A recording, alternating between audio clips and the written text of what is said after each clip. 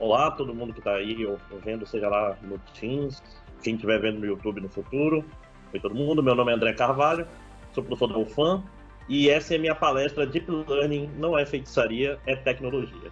Quem é novo ainda não entendeu essa referência, essa é a referência de velho, né? Isso é do comercial dos anos 90. A maioria de vocês não eram nascidos nessa época. Pesquisem lá, Luciano Huck, feiticeira, comercial, feitiçaria, tecnologia. Tá? Antes de eu começar, eu acho que é importante vocês saberem o que é essa palestra e o que não é essa palestra. O que essa palestra não é? Essa palestra não é uma palestra técnica, tá? Eu não vou aqui ensinar vocês de plano, porque não dá tempo. Ela palestra 50 minutos e vai estourar um pouquinho esses 50 minutos. Desculpe já todo mundo que tá aí. Deu 50 slides, então vai passar um pouquinho assim, no máximo uma hora a mais, tá? Então, o que é importante vocês saberem? Então, o que não é essa apresentação? Não é apresentação técnica simplesmente porque não dá tempo. Então, quando me falaram, pô, isso daqui é uma coisa para a comunidade, vai ter gente que sabe programar, vai ter gente que não sabe programar, vai ter gente que já até conhece Deep Learning. Então, eu fiquei pensando, qual enfoque eu poderia fazer que é um enfoque interessante? E eu pensei o seguinte, eu vou tentar dar um pouco de intuição por trás, porque Deep Learning é uma parada meio pesada, né? Tem muita matemática, tem muitos conceitos de modelo estranho. Então, eu vou tentar fazer uma abordagem um pouco mais intuitiva, tá? Uma abordagem mais para você ter uma noção para quando você for estudar, você vai, aquilo que ele falou na palestra é isso. E mostrar algumas ferramentas, o que, que dá para fazer, o que, que não dá para fazer. Ou seja, meu objetivo é dar um chão, seja para quem nunca viu nada do que eu estou falando aqui, seja para quem já conhece um pouco, já deu uma estudada, mas às vezes de uma maneira muito fria, de uma maneira muito matemática. Eu vou tentar fazer uma coisa um pouco mais intuitiva para ajudar no entendimento. Ah, legal. Quem é você para querer falar isso? Bom que você perguntou. Meu nome é André Carvalho, eu sou professor da UFAM, tá? Eu tenho doutorado em informática, sou coordenador do curso de engenharia de software noturno atualmente, tá? Se quiserem entrar em contato com o meu e-mail, tá aí.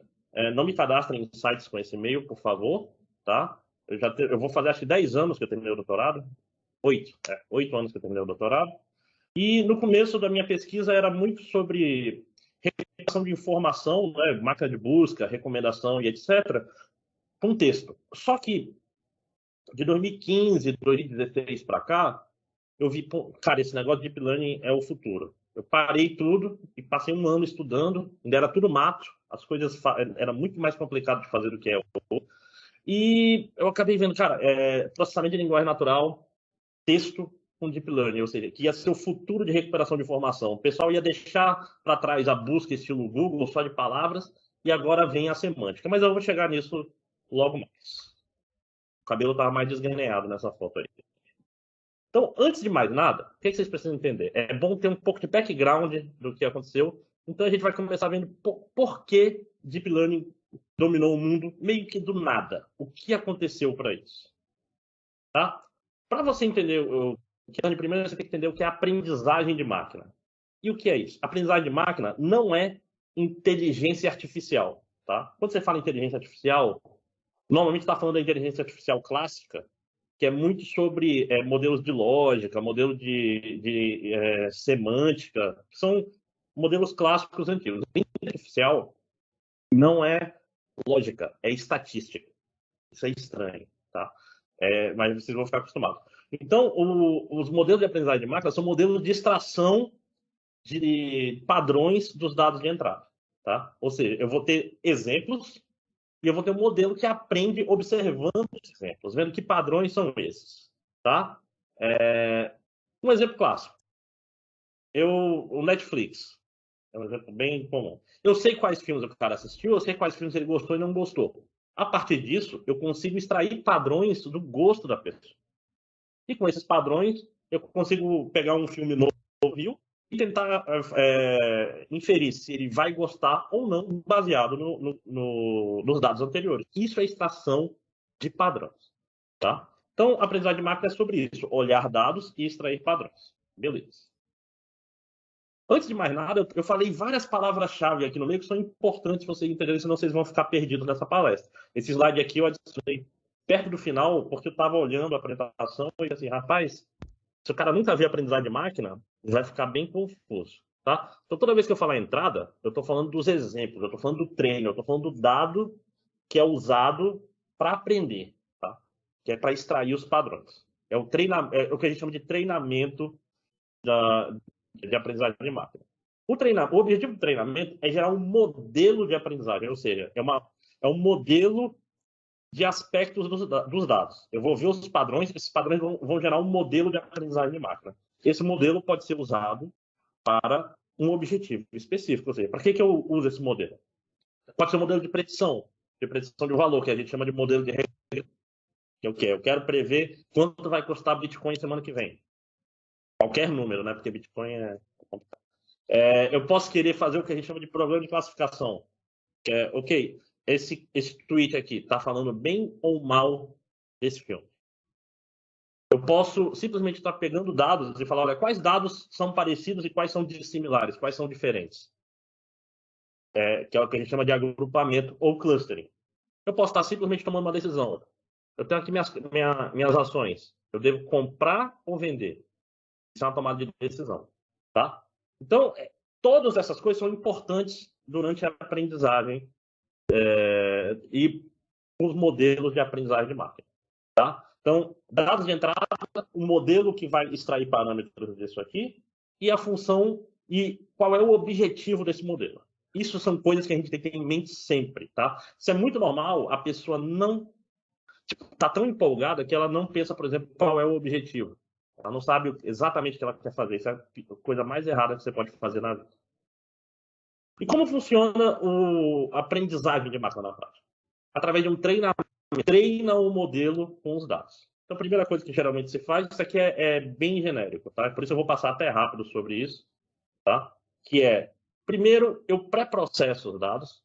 Pré-processar é o quê? Eu vou pegar os dados e os dados vão estar crus e eu vou tentar deixar eles mais limpos.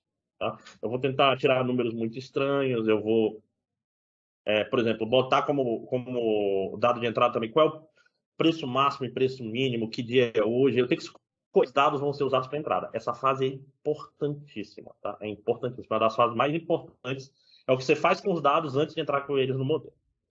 Com os dados prontos, você consegue chegar agora e falar, ok, eu vou treinar o meu modelo. Eu vou pegar os dados e meu modelo vai tentar aprender padrões desses dados. Depois do modelo treinado, eu vou tentar fazer a fase de validação ou teste. Ou seja, eu vou pegar esse modelo e testar em outros dados para ver se ele funciona ou se ele não funciona. Se ele funciona, legal. Se não, eu tenho que fazer outro modelo e treinar de novo. Ou tenho que reprocessar os dados. Né? Tem várias. Então, esse é um ciclo, né? Validei, ficou bom, eu parei. Não validei, eu volto e mexo nos dados de novo. E treino de novo, e valido e testo de novo. E assim vai até ficar bom o suficiente. Quando a gente fala de modelos de aprendizagem de máquina, a grosso modo, isso aqui e aquela história, qualquer coisa que seja uma taxonomia, que seja uma divisão, hierarquia, assim, isso é feito de qualquer jeito, né? Ia falar um palavrão aqui, ainda bem que eu não falei. Vai falar moda caralho, desculpa. Aqui uma divisão comum que você vai ver em livros textos de aprendizagem de máquina é dividir em 3 tipos de aprendizado. Um aprendizado supervisionado, que é aquele que eu tenho os dados e eu tenho um rótulo correto. Então, por exemplo, se eu estou querendo ver se um tweet está falando bem... Saiu o trailer de Matrix hoje. É bom que ele pode ser um exemplo que eu vou usar várias vezes aqui na apresentação. Eu tenho um tweet qualquer. Esse tweet está falando bem ou mal do filme de Matrix. Se eu quiser treinar um classificador para isso, eu posso treinar um classificador supervisionado, que é o quê? Eu digo, esse tweet fala bem.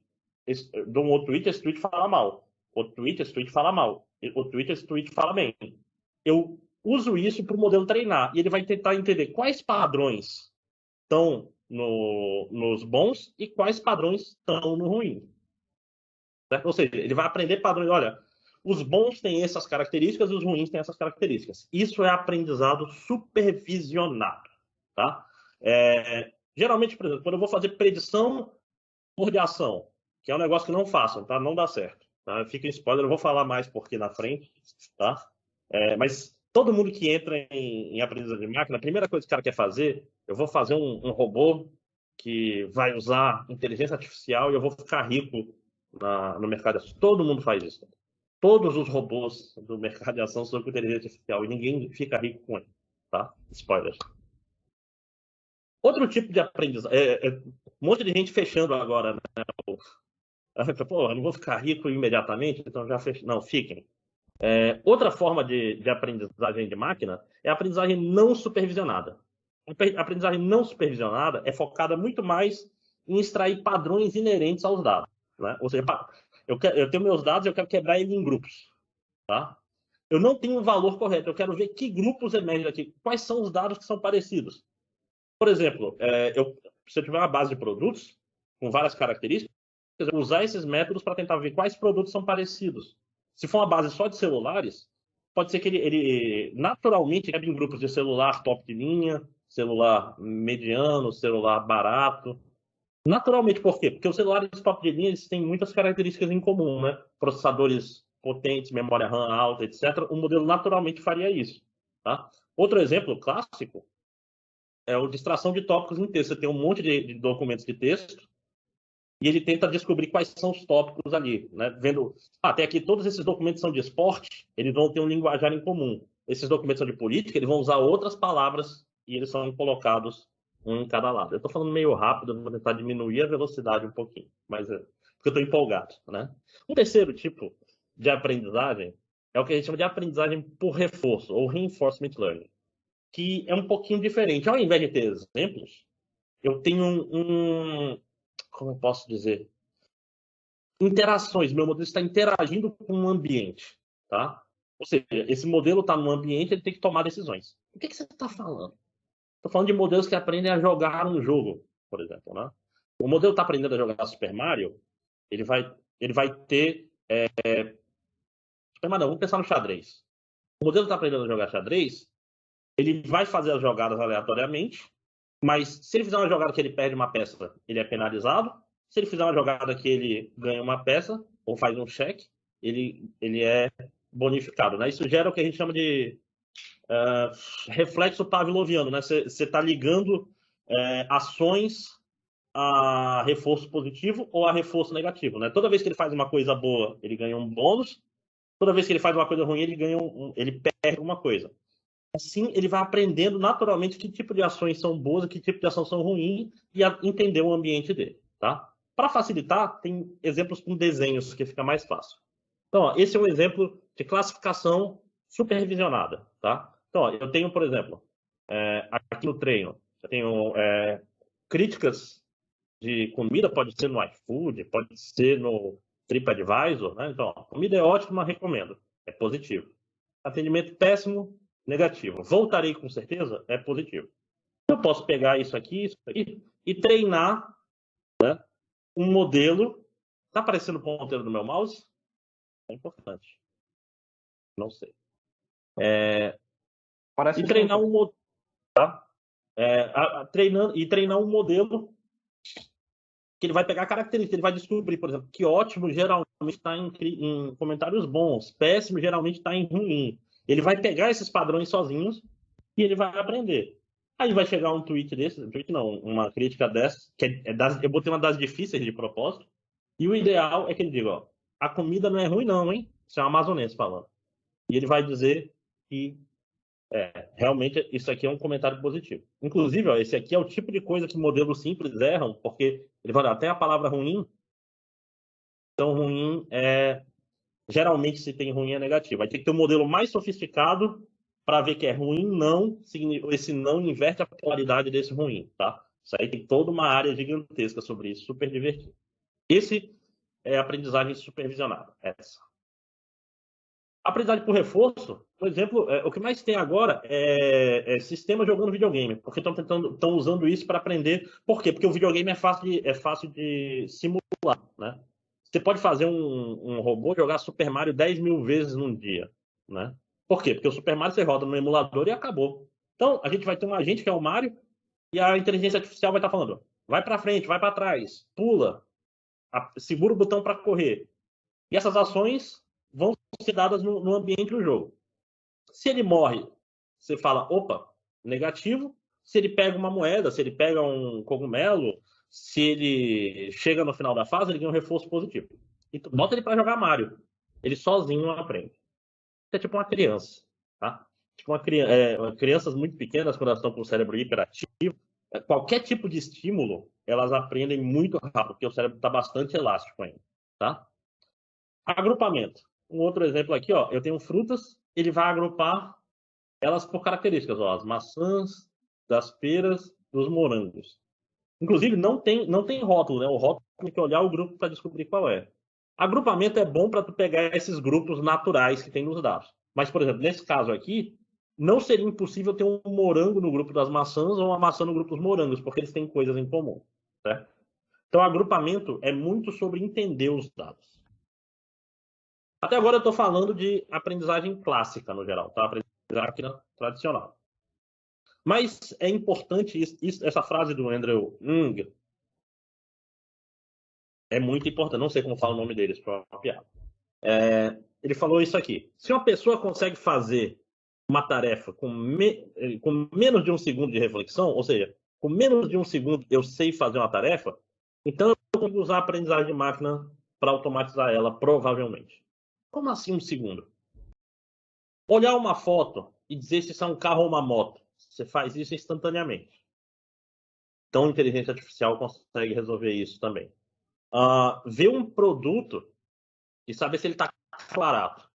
Se você tiver o contexto, você faz em menos de um segundo. Comer e dizer se a comida é boa ou ruim.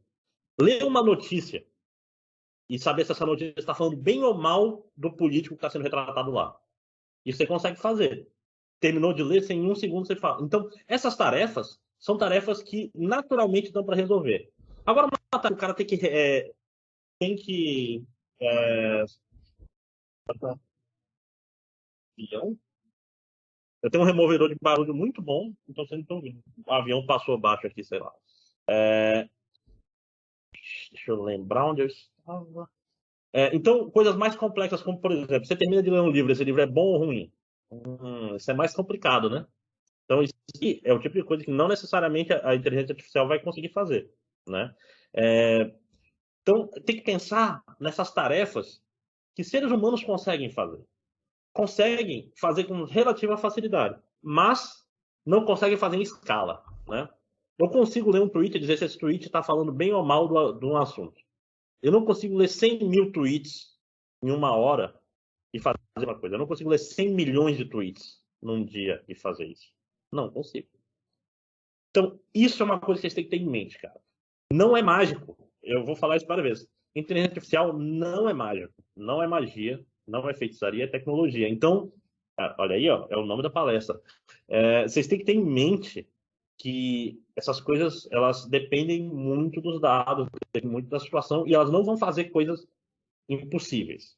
Elas sempre vão estar presas ao possível. Aí você está se perguntando, pô, professor, slide 11, e nem falou de Deep Learning? E o Deep Learning? E a IA? Cadê? Né? Calma, agora eu vou falar de Deep Learning. Uma coisa que você tem que ter em mente é que redes neurais existem há muito tempo. Muito tempo. Muito tempo. O Perceptron, que é a base da rede neural que a gente tem até hoje, que é um modelo de neurônio, foi criado nos anos 50. Não é nem anos 60, anos 50. Foi criado matematicamente. Tá? Por que então eu só comecei a ouvir falar de Deep Learning recentemente?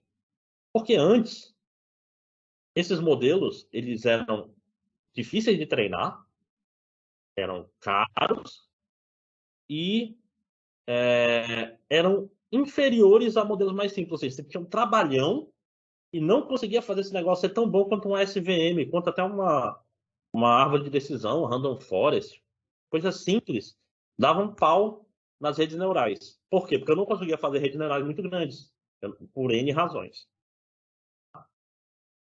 Então, para vocês entenderem isso aqui, eu vou bem brevemente para vocês terem uma ideia do que é uma rede neural, o que é um perceptron. Aqui tem uma rede bem simples, com dois neurônios, tá? Bem simples. Eu tenho aqui dois números, x1 e x2.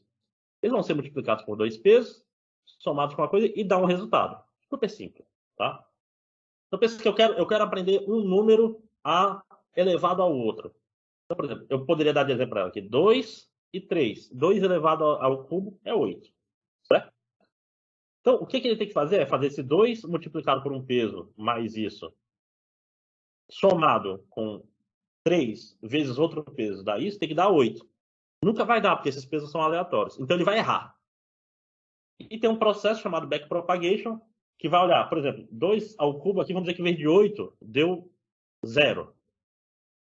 Ele vai olhar, cara, errou bastante, né? Eu tenho que fazer isso aqui, aumentar, provavelmente, aumentar esse bias aqui que a gente soma, aumentar esses pesos, para ele chegar mais próximo de 8. Aí ele ajusta esses pesos e vai para o próximo. Agora é 3 ao quadrado, dá 9. Aí ele chutou, deu 3, ele fala, tem que subir mais. Aí ele vai ajustando os pesos e bota para dar número, ele bota para rodar até ele aprender a fazer um número elevado ao outro sozinho. E ele aprende. Tem limitações, mas ele aprende. Tá? Só que esse processo é muito custoso, porque eu preciso de muitos números e eu preciso repetir isso muitas vezes, né? O que a gente chama de uma época. Passar por todos os meus dados uma vez. Então, eu passo por todos os meus dados, até o valor de y está próximo de um limiar que eu acho aceitável. Esse é o treinamento de uma rede neural. Tá? Mas o que mudou? Por que esse negócio que não era importante, ninguém usava, de repente melhorou? Por uma razão bem simples.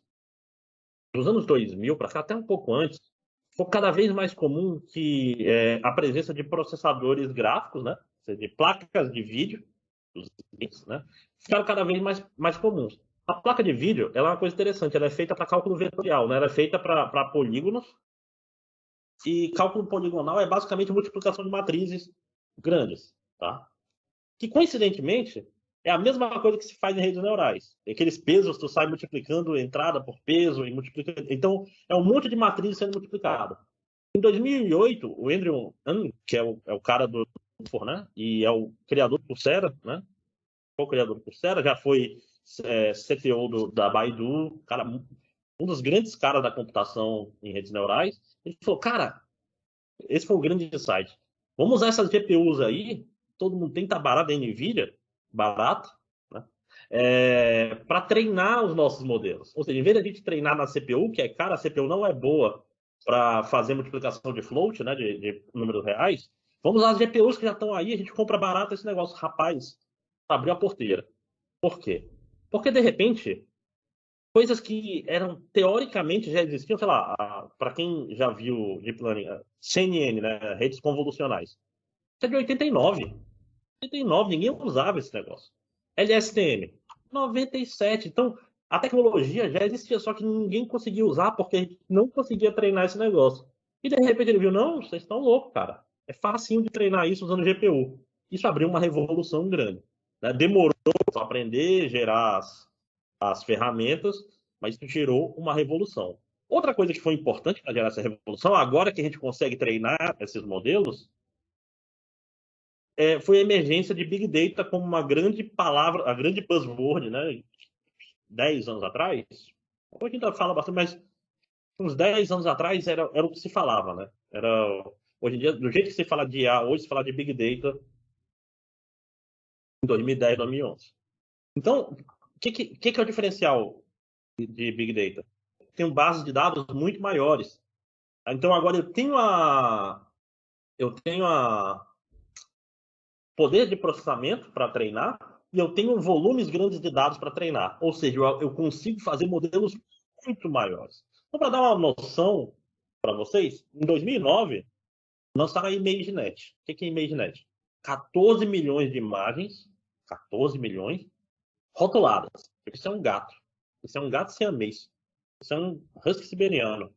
Isso é um microfone. Isso é um carro Honda. Ainda tem níveis, né? Você pode falar que é só um carro, você pode falar até o tipo, pode falar a cor. Então, todas rotuladas bonitinhas. Aí, foi lançado em 2009 para competições, né? Chegou em 2012, um dos primeiros modelos grandes neurais para esse problema de imagem, AlexNet, pegou, vamos dizer, o melhor do mundo era 75% de precisão. Ou seja, a 4 chutes que ele dava, ele errava um. O cara fez o modelo, foi de 75 para 84. Deu um pau. Tipo assim, 75 é o limite do mundo. O cara meteu 9% em cima. É muita coisa. E aí começou a revolução. O pessoal viu que a gente consegue agora ter modelos que muito mais consistentemente conseguem identificar imagens. Aí começou a revolução da imagem. Tá? Essa revolução é tão grande que, para vocês terem uma ideia, Ano passado, com pandemia, com tudo, foram 34.736 artigos científicos publicados sobre Deep Learning. 34 mil. 5 anos atrás, 6 no caso, em 2015, foram 5 mil. Ou seja, 6 vezes mais paper. Em 2015 já era quente, mas agora está completamente absurdo. Eu costumo falar para os meus alunos, o cara começou, ele vai fazer chegou no mestrado, vou fazer a revisão bibliográfica. Eu falo, cara, não pegue nada antes de 2019. Deep Learning está assim. O negócio que está em 2019 já é velho, porque em 2020 saiu um melhor. Em 2021, março, abril, saiu algo melhor ainda. Tá? Então, está muito quente a área, tem muita gente trabalhando nisso. Por quê? Porque dá para fazer coisas que não são feitiçaria, são tecnologia, mas parecem feitiçaria. Parece feitiçaria. Por quê? Porque amplia o limite do que a gente achava que era possível fazer com o computador. Tá? Então, eu vou aqui agora, nessa parte da palestra, mostrar um pouco, alguns exemplos do que dá para fazer com Deep Learning e das coisas malucas. É só o começo da superfície, tem muita coisa aqui. Eu estou pegando umas coisas até mais básicas, porque você sabendo o básico, quando você for correr atrás de outro, você vai achar mais coisas ainda. Tá?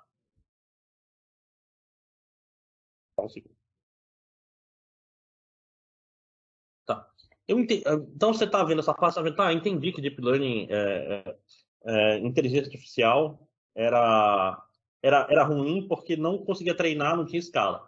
Mas o que que faz Deep Learning não ser só aprendizagem artificial maior? O que que faz dele diferente? Por que que ele faz essas coisas que parecem mágicas? Por uma razão bem simples. Mentira, não é nada simples.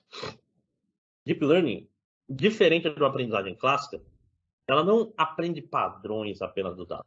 Ela aprende novas representações dos dados. Ou seja, entende os dados dentro da rede. Tá?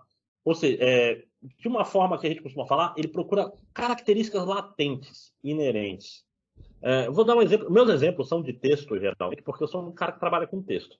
Mas vocês concordam comigo que, às vezes, eu posso escrever um e-mail, seu chefe pode mandar um e-mail para você, não falar nenhuma palavra dura e você saber que seu chefe está puto, que ele está te dando esporro, tu pode ler o e-mail, pensar assim, não tem um xingamento, não tem tom de voz, porque é escrito, mas a forma que ele escreveu deixa subentendido que ele está puto.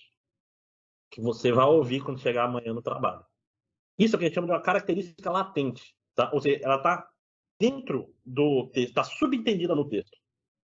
E modelos profundos, eles têm mais capacidade de aprender essas características. O modelo raso, ele só olha os dados de uma vez. Então, ele precisa de muita engenharia de dados. Tá? Você tem que começar a botar informações a mais para ele aprender. Já os modelos profundos, não. Como ele tem várias camadas, uma camada aprende diretamente sobre os dados, outra camada aprende sobre o que a camada anterior aprendeu, e assim por diante. Para ficar mais claro, vou pegar esse exemplo velho até, tá? Isso aqui é 2009, 2010. Mas é um exemplo clássico. Então, os clássicos têm uma razão de eles serem usados, né? De profundidade faz justamente isso. E eu gosto de exemplo de visão, porque exemplo de visão você visualiza, né? Se você olhar a imagem de um carro, essa imagem de um carro, ela está sendo passada por uma rede profunda. O que o pessoal viu, assim que fez, foi, cara, a rede sozinha, ela se auto-organiza. Se você olhar essa primeira camada aqui, isso é uma DBF, tá? Isso aqui é uma coisa antiga, tá? É com convolução. Essa primeira camada aqui, ela está aprendendo cheio branco, cheio preto e um monte de bordas, né? Ela está identificando bordas. Por que identificar bordas é importante? Porque com as bordas tu identifica onde é que está o carro, né? Então, ó, pode ver, as células estão identificando os contornos do carro. A segunda aqui, pode ver, ela está identificando pedaços do carro, está identificando pneus, está identificando janela, está identificando partes do carro. E o mais exterior tá ok, estou vendo esse carro cada vez mais de longe. Então, ó, pode ver, isso daqui, detalhe, é sem supervisão, ninguém mandou a rede fazer isso. Basicamente, fiz aqui uma rede que identifica onde está o carro. A rede sozinha aprendeu a ver o carro assim. Isso é parecido com como o ser humano enxerga e como o cérebro humano, o córtex visual, ele tem 4 camadas. E ela funciona mais ou menos assim. A primeira camada vê os contornos e elas vão sendo processadas e você vai entendendo melhor o que você vai vendo, né? Cara, é muito louco. Se você pensar no cérebro, isso que eu estou falando, o cérebro é profundo. Você, seus sentidos, eles estão vendo as coisas e eles vão sendo processados na sua cabeça. E o sentido emerge, né? O entendimento emerge também. Agora eu estou filosofando, né? Mas eu acho muito bonito como essas coisas elas são parecidas com o jeito que o ser humano pensa e o jeito que o ser humano aprende, tá? Certo? Então, esse é o grande conceito. Essa profundidade ajuda as redes neurais a, como eu posso dizer, a aprender mais sobre os dados, a ver os dados de outros ângulos. Tá? Outra coisa que foi revolucionária, e essa é uma revolução que está existindo até hoje, é o que é chamado, numa tradução que eu acho ruim, transferência de aprendizado, ou de aprendizagem, né? Que deveria ser uma tradução melhor, eu acho, seria aprendizagem por transferência. Mas tudo bem. Mas também funciona a transferência de aprendizagem, que é o quê? Usar Big Data, aproveitar os ambientes que eu tenho muito dado, para me ajudar nos problemas que eu tenho poucos dados. O que eu quero dizer com isso? Isso daí foi uma grande revolução. Pessoa que, olha, eu posso pegar um modelo e treinar numa base de dados gigantesca, como aquela ImageNet que eu falei, de 14 milhões de imagens. Deixa para treinar lá. Quando ela estiver bem treinada, eu posso pegar os pesos dela e usar. Ela foi treinada para identificar classes de imagem, né? Eu posso usar ela para fazer outra coisa. Eu posso usar ela para identificar rosto. Eu posso usar ela para ver se para a câmera de segurança ver se tem algum ladrão passando.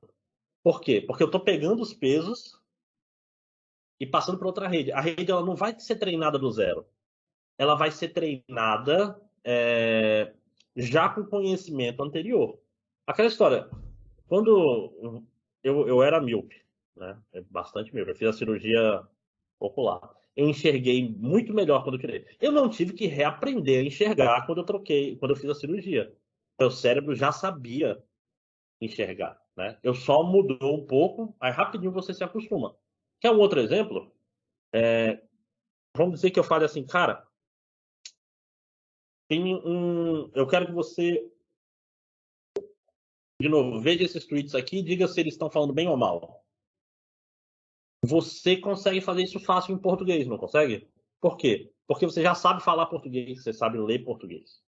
Você está transferindo seu aprendizado anterior da língua portuguesa para esse problema específico, né? Se eu falasse, tá aqui esse tweet em alemão, em chinês, diz aí qual é positivo, qual é negativo. Se você não falar a língua, você não tem ideia. Você vai ter que aprender a falar a língua para identificar se é positivo ou negativo. Transferlearning é a mesma coisa. Ou seja, eu pego uma rede que já sabe, já entende português e eu uso ela para treinar um modelo que vai me dizer se um tweet é positivo ou negativo. Né? Isso daí é fantástico, porque agora as empresas elas geram os modelos e dão para a gente de presente. Fala assim, olha, tá aqui o Google faz aberto, ele dá esse modelo de presente para a gente. E isso daí gerou uma revolução, porque qualquer um pode pegar esses modelos gigantes, que são caros de treinar, e usar eles nas suas próprias redes. Isso gerou uma revolução, isso gerou uma revolução gigantesca, que eu vou tentar mostrar para vocês agora. Um exemplo simples é a VGG16. Eu peguei isso aqui mais para mostrar como funciona mais ou menos. Então, ó, ele recebe uma imagem, passa pela rede, uma rede relativamente grande, que é um pedaço grande para entender a imagem, e o finalzinho é para classificar nas classes. E ele diz, ó, isso é um gato egípcio, é a raça dele. Deve ser o persa no Brasil, sei lá, não entendo nada de gato. E o que os caras fazem? Eles dão esse pedaço aqui de presente para quem quiser, já pré-treinado. Aí, se eu quero usar para identificar se tem uma pessoa ou não na imagem, eu só mudo esse classificador no final e tem de novo. Isso é transferência de aprendizagem. Para vocês terem uma ideia, em 2016, já tem uns anos, o Google pegou a Inception ResNet, que é o quê? Tinha uma rede anterior do Google chamada Inception, e tinha a rede da Microsoft chamada ResNet, que usava residual e etc. E ele misturou as duas e treinou naquele MageNet de 14 milhões de documentos, de imagens, né? Essa rede, para vocês terem uma ideia, ela tem 56 milhões de parâmetros. O que é um parâmetro? É aquele pesozinho que tem que ser treinado. Então, tem 56 milhões de pesos treinados. Se você ver, ó, tem essa camada aqui, é 10 vezes, aqui é 20 vezes. A rede gigantesca, super profunda, como vocês podem ver aqui em cima. E qual é a graça disso? Eu posso pegar essa rede, até pedaços dela, inclusive, e usar no meu próprio programa computacional. Ah, eu quero ver um rosto e dizer se ele está feliz ou triste. Essa rede ajuda, porque essa rede já viu o rosto antes. Ela sabe onde estão os olhos. Ela sabe que tem olho, tem nariz, tem boca. Ela já viu sorridente, ela já viu triste. Então esse aprendizado passa muito fácil, tá? Para vocês verem quão boa essa ResNet já é velha, já tem 5 anos. Eu quero mostrar esse exemplo para vocês. Eu quero que vocês pensem um pouco. Qual a diferença desses dois aqui? A diferença, pessoal, estou dando tempo para vocês pensarem, é que esses dois cachorros não são da mesma raça. Da direita é um husky siberiano, o da esquerda é um malamute. Se você estivesse vendo ele no mundo real, era fácil ver que não era da mesma raça, porque o malamute é tipo 2 vezes o tamanho do husky siberiano, é um cachorro grande. Mas nessas fotos parecem os dois do mesmo tamanho, né? A ResNet, a Inception ResNet V2, diferencia. Ela olha assim, não, esse aqui é um malamute porque ele tem características de malamute, esse aqui é husky siberiano. Então, nos sentidos, hoje em dia a gente tem redes de imagem que vencem o ser humano. É melhor que o ser humano em caracterização de imagem. Isso é uma parada muito louca, né? O ser humano está perdendo para as máquinas. Por quê?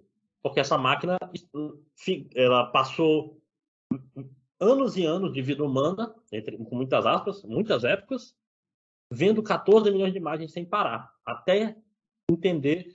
E isso que é o interessante. Ela naturalmente ela entende que esse gramado não é importante para essa imagem. O importante é o cachorro. Ela aprende a identificar o cachorro na imagem. Certo? Para a visão, isso foi muito incrível e foi o começo do boom de Deep Learning, essa parte de imagens. Por quê? Porque ela é altamente visual. E como todo mundo dava seus modelos para Transfer Learning, estava todo mundo usando. Demorou um pouco mais, mas aí conseguiram fazer isso funcionar também para texto, com o advento das palavras vetorizadas. Lá para 2014, eu não vou lembrar exato o ano agora, quem trabalhava com texto estava fora dessa parte de Deep Learning, por uma razão bem simples. Essas redes neurais, elas trabalham com números, tá? É um número multiplicado por um peso, somado com não sei o quê, multiplicado por um monte de multiplicação e soma. Mas palavras não são números, né? Palavras são o que a gente chama de dado discreto, né? Eu não posso somar mais uma palavra. Eu não posso dividir uma palavra pela outra. Eu não posso subtrair palavras. Então, eu não conseguia usar palavras em redes neurais, até que começaram os métodos de vetorização de palavras, ou seja, de aprendizado de representação semântico de palavras, tá? A ideia era justamente fazer a mesma coisa de transferência de aprendizado, só que para textos. Ou seja, um modelo ele ia ficar lendo texto até ele entender essa palavra aparece nesse contexto. Essa palavra sempre aparece nesse contexto. Por que é importante o contexto? O contexto é as palavras que aparecem antes e que acontecem depois. Por quê? Porque palavras que acontecem no mesmo contexto têm significados parecidos, né?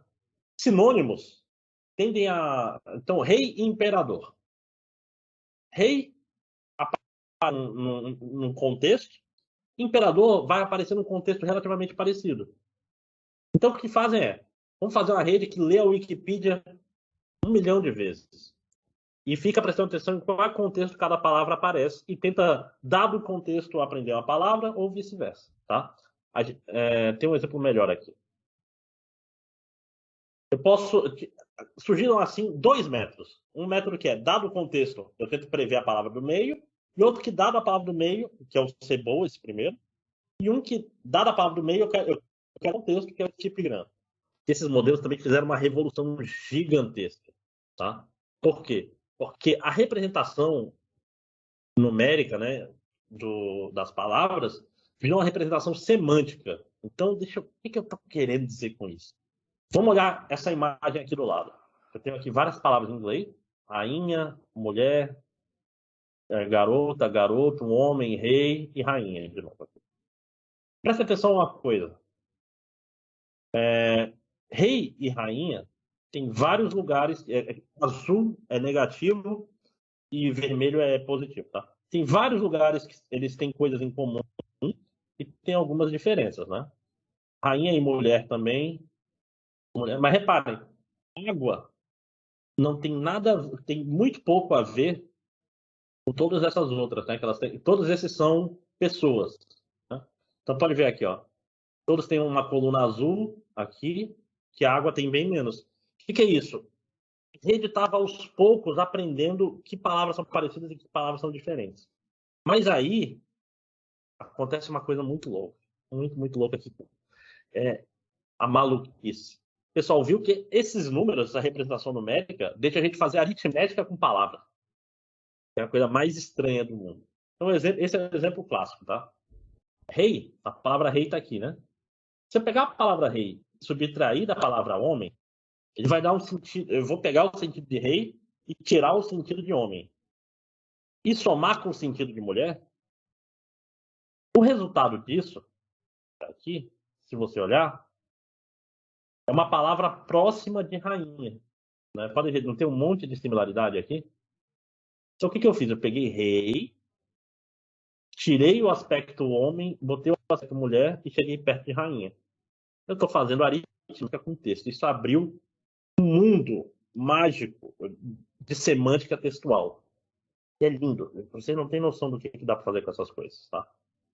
Então, tudo começou com esses vetores semânticos de palavras, tá? Até hoje tem Word2Vec, Facttext, etc. São tecnologias fáceis de usar e que auxiliam muito quem trabalha com texto. Depois desse cara que começou a revolução de verdade, porque o Google é quem manja, né, manja entre aspas, é quem trabalha muito com texto no mundo. É o Google, né, porque a máquina de busca dele é com texto e assim por diante. Então o Google começou a trabalhar nisso. Eles propuseram os transformadores, vou dar uma agilizada aqui nesse pedaço, porque ainda tem bastante coisa pela frente. Transformadores, isso aqui é um exemplo de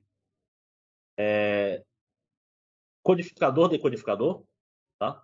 Porque para tradução, no caso, tá? Então eu tenho essa frase em francês, eu quero traduzir para inglês.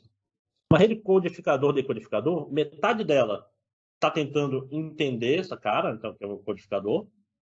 Depois que esse cara foi entendido, essa outra parte da rede aqui está pegando esse sentido e tenta transformar em outra. Então, é como se fosse um funil que entende o significado.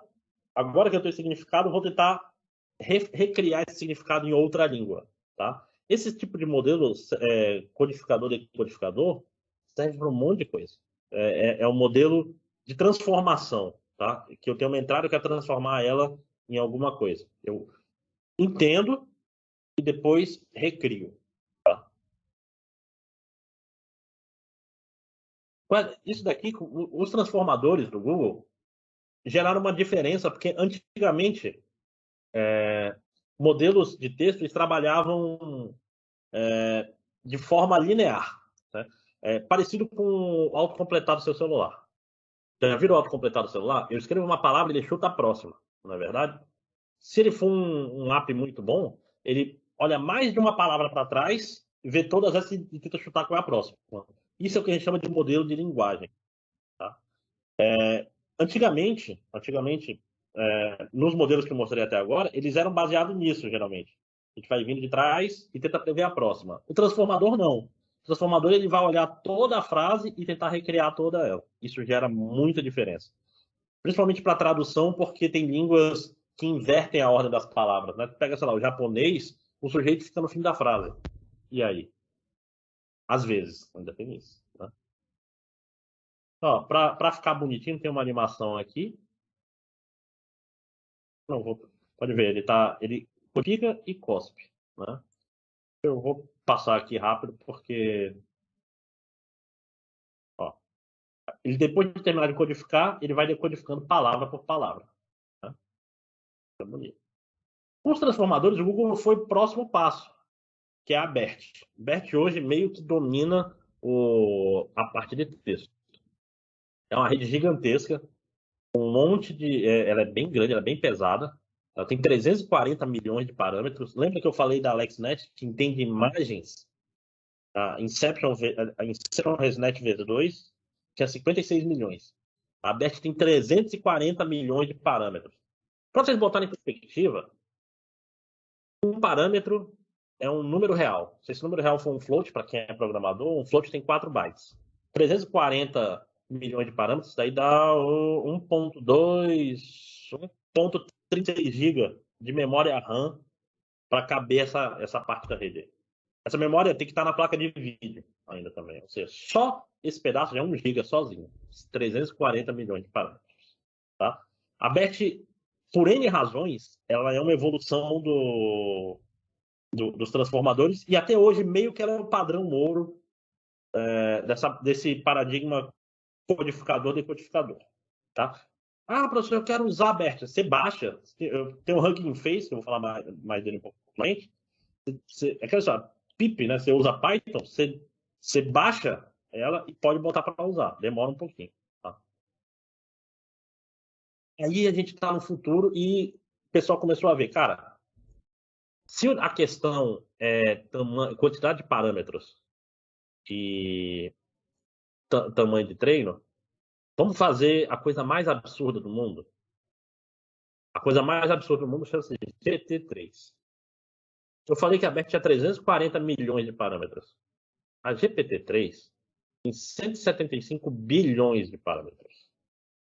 Se a gente for pegar em memória RAM, isso dá 500 e poucos gigas de memória só para caber ela. Para vocês terem uma ideia, para treinar essa rede, custou 12 milhões de dólares. Só para treinar ela. E por que fizeram isso? A OpenAI. Por que ela fez isso? Ela fez isso porque ela criou uma parada que ela parece mágica, parece magia mesmo. Porque pensa assim, isso é uma rede neural que leu toda a internet, várias vezes, até decorar. Então eu vou mostrar rapidamente, agora é a hora da verdade, vamos ver se vai funcionar ou não. Cadê? Cadê meu Alt Tab? Espera aí, essa parte. Sumiu. Droga, tudo que eu não queria.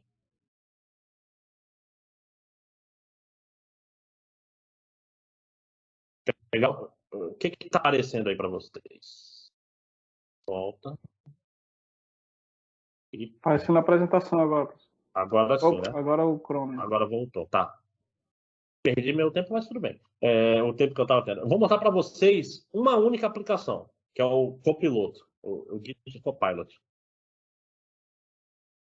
Vou dar o replay aqui, amigo. O GitHub Copilot é para quem é programador. Ele autocompleta código. Você bota o nome da função, se for uma função que ele tem uma noção mais ou menos de que é, ele vai lá e autocompleta a função inteira. Por quê? Você tem que pensar que é como se fosse, a ideia do Copilot é como se fosse o pair programming, né? Só que é um pair programming que o teu parceiro decorou o Stack Overflow todinho. Então, você bota aqui uma função, botou aqui só um comentário. Tempo médio em segundos. Você bota o nome da função, ele vai, quer fazer essa função aqui? Eu testei, rapaz, funciona em várias linguagens, é coisa de maluco. Tá? Esse é só um exemplo. Você já deve ter visto por aí, tem exemplos com a GPT-3, que é tipo. Você dá a descrição, ele faz o web design. Você fala assim, é uma caixa de texto com um botão no meio, e embaixo tem uma tabela com 3 colunas e 2 linhas. Você escreve isso e ele cospe para ti a web design. Como ela faz isso? Ele leu toda a internet. Várias vezes. Até decorar. Ah, professor, eu quero usar essa GPT-3. Você pode. A GPT-3, ela é diferente, ela não é transfer learning. Ou seja, eles não dão para ti esse negócio aí de 400 gigas. Tá? O que ela faz, então? Ela faz o seguinte. Ela, você faz uma conta e ele é o que a gente chama de Machine Learning as a Service, né? Ou Machine Learning como um serviço. Você faz uma conta, tem uma API, e você manda uma pergunta e ele responde. É assustador. Eu tive uma conta grátis, eu ia usar nessa apresentação, mas a conta grátis acabou dia 1º de setembro, então vocês se deram mal, né? E agora tem que pagar. Mas é maluco, pessoal. E funciona em português, funciona em inglês, funciona em outra. Traduz. Eu fiz um tradutor de Libras para português. Tem umas funções pequenas, tipo, ó, dá o nome do filme e uns emojis que representam esse filme. Tu bota lá Batman, aí tu bota um morceguinho e um homenzinho. Senhor dos Anéis, aí bota um anel, um olho, um castelo. Bota uns 3, 4 exemplos desses e tu pode falar, tá, e de volta para o futuro. Ele vai lá e bota um carrinho, fogo, etc. Sozinho. Ele aprende a escrever emojis que representam filmes sozinho. Como? Ele leu a descrição do filme 1000 vezes, está tudo lá. Como ele tem tanto parâmetro, toda essa informação está lá dentro. Ele aprendeu tudo isso. Ele leu. Ele entendeu é uma palavra muito forte, mas o conhecimento está lá, sabe? A GPT, ela é como se fosse. Quando tu ouve alguém cantando uma música, pode ser uma música que tu não ouve há 10 anos. Às vezes não acontece da letra simplesmente vir na tua cabeça. A GPT é a mesma coisa. Você começa a cantar, você começa uma música e ele termina. Eu fiz um teste, eu comecei um Quicksort, ele terminou o Quicksort para mim. Eu botei só Quicksort, ele foi lá e terminou. Mágico, quase. Não é magia, é tecnologia e 12 milhões de dólares para treinar esse negócio, né? Esse é um modelo de negócio. Então, ó, se vocês quiserem, vocês podem ir lá no site da OpenAI e pedir uma conta grátis e falar, quero testar isso e aquilo. Eles dão, tem um monte de exemplo lá, é coisa de louco. Tá? Então, eu recomendo, inclusive, até para ver umas ideias. Isso é legal, o PT3 é interessante para quem não. Ah, não sei programar, eu queria testar, eu queria ver. Tipo assim, às vezes a ideia de um produto pode surgir sem tu saber programar, cara. Porque ela é bem intuitiva de usar. Ele tem um monte de exemplo lá, então eu recomendo bastante. Você pedir uma chave e eles provavelmente vão te dar. É 3 meses de. É 3 meses e US$ 18 que eles dão de budget, né, de orçamento, para tu testar no grátis. Tá? Outro exemplo que parece mágica, né, são as redes geradoras adversariais, as famosas GANs. Eu gosto muito do conceito da GAN, porque ele é um conceito bonito até. Ele, em vez de ser uma rede neural, eles são duas redes neurais. Essas duas redes neurais competem entre si. Tá? Ou seja, tem uma rede, a palavra-chave é geradora. Tá? Então, essas redes ela tem como objetivo gerar dados, criar alguma coisa, modificar. Então, essas redes geralmente vão ter um gerador e um discriminador. O gerador tenta gerar um dado falso e o discriminador serve para ver. Dado uma imagem, essa imagem é falsa ou é verdadeira? No começo, o gerador é muito ruim, então o discriminador tem facilidade. Só que toda vez que o gerador erra, ele melhora. E toda vez que ele melhora o suficiente para enganar o discriminador melhora também. E os dois treinam juntos. Né? Ou seja, a gente vai ter uma rede discriminadora que é boa de identificar quem é falso e quem é verdadeiro. E a gente tem uma rede geradora que é boa em gerar imagens que parecem verdadeiras. Imagens, vídeo, áudio, texto, tudo. Geração. Aqui é que está a verdadeira magia. Vou pegar aqui um exemplo clássico, nem é um exemplo novo, que é a Cycle Gun, que é um pouquinho. A Cycle Gun ela tem um esquema interessante que é um esquema de vai e volta. Então, por exemplo, eu quero treinar bem simples. Eu quero treinar uma rede aqui. Se eu der uma imagem de uma zebra, ela transforma numa imagem de um cavalo. Se eu der uma imagem de um cavalo, eu transformo numa zebra. Eu vou treinar os dois ao mesmo tempo. Então, como é que ele funciona? Ele pega a imagem do cavalo, transforma em zebra. No caso dele, ele pega o gerador de zebra e transforma de volta em cavalo. E você tem que ver a diferença entre as duas e ver qual é a real e qual é a criada. Cada vez que esse ciclo é errado, eu melhoro o gerador. Cada vez que é difícil de identificar qual é certo, eu melhoro o discriminador. Então, repare, isso serve. Cara, isso parece tão inútil. Não, senhor. Isso serve, por exemplo, para aqueles filtros que tu pega uma foto e transforma num estilo de um artista, né? Tipo, que para o estilo Monet, Van Gogh, etc. Olha outro exemplo legal aqui. Verão e inverno. Eu tenho fotos de verão, fotos de inverno.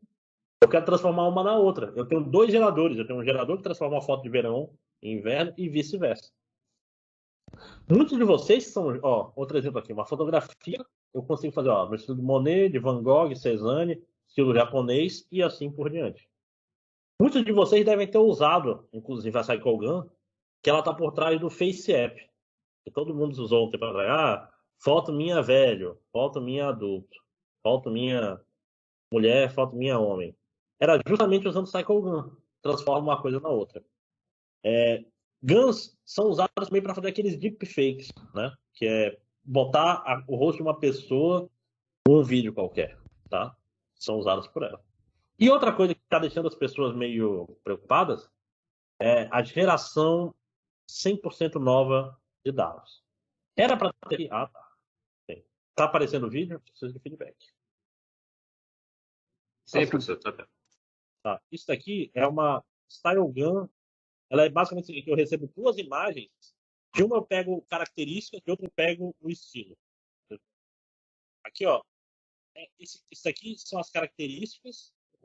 E trocar uma pessoa nesse vídeo, tanto por uma pessoa conhecida, quanto por uma pessoa que não existe.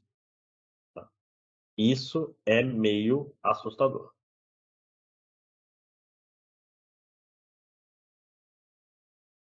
E o que mais eu ando fazendo?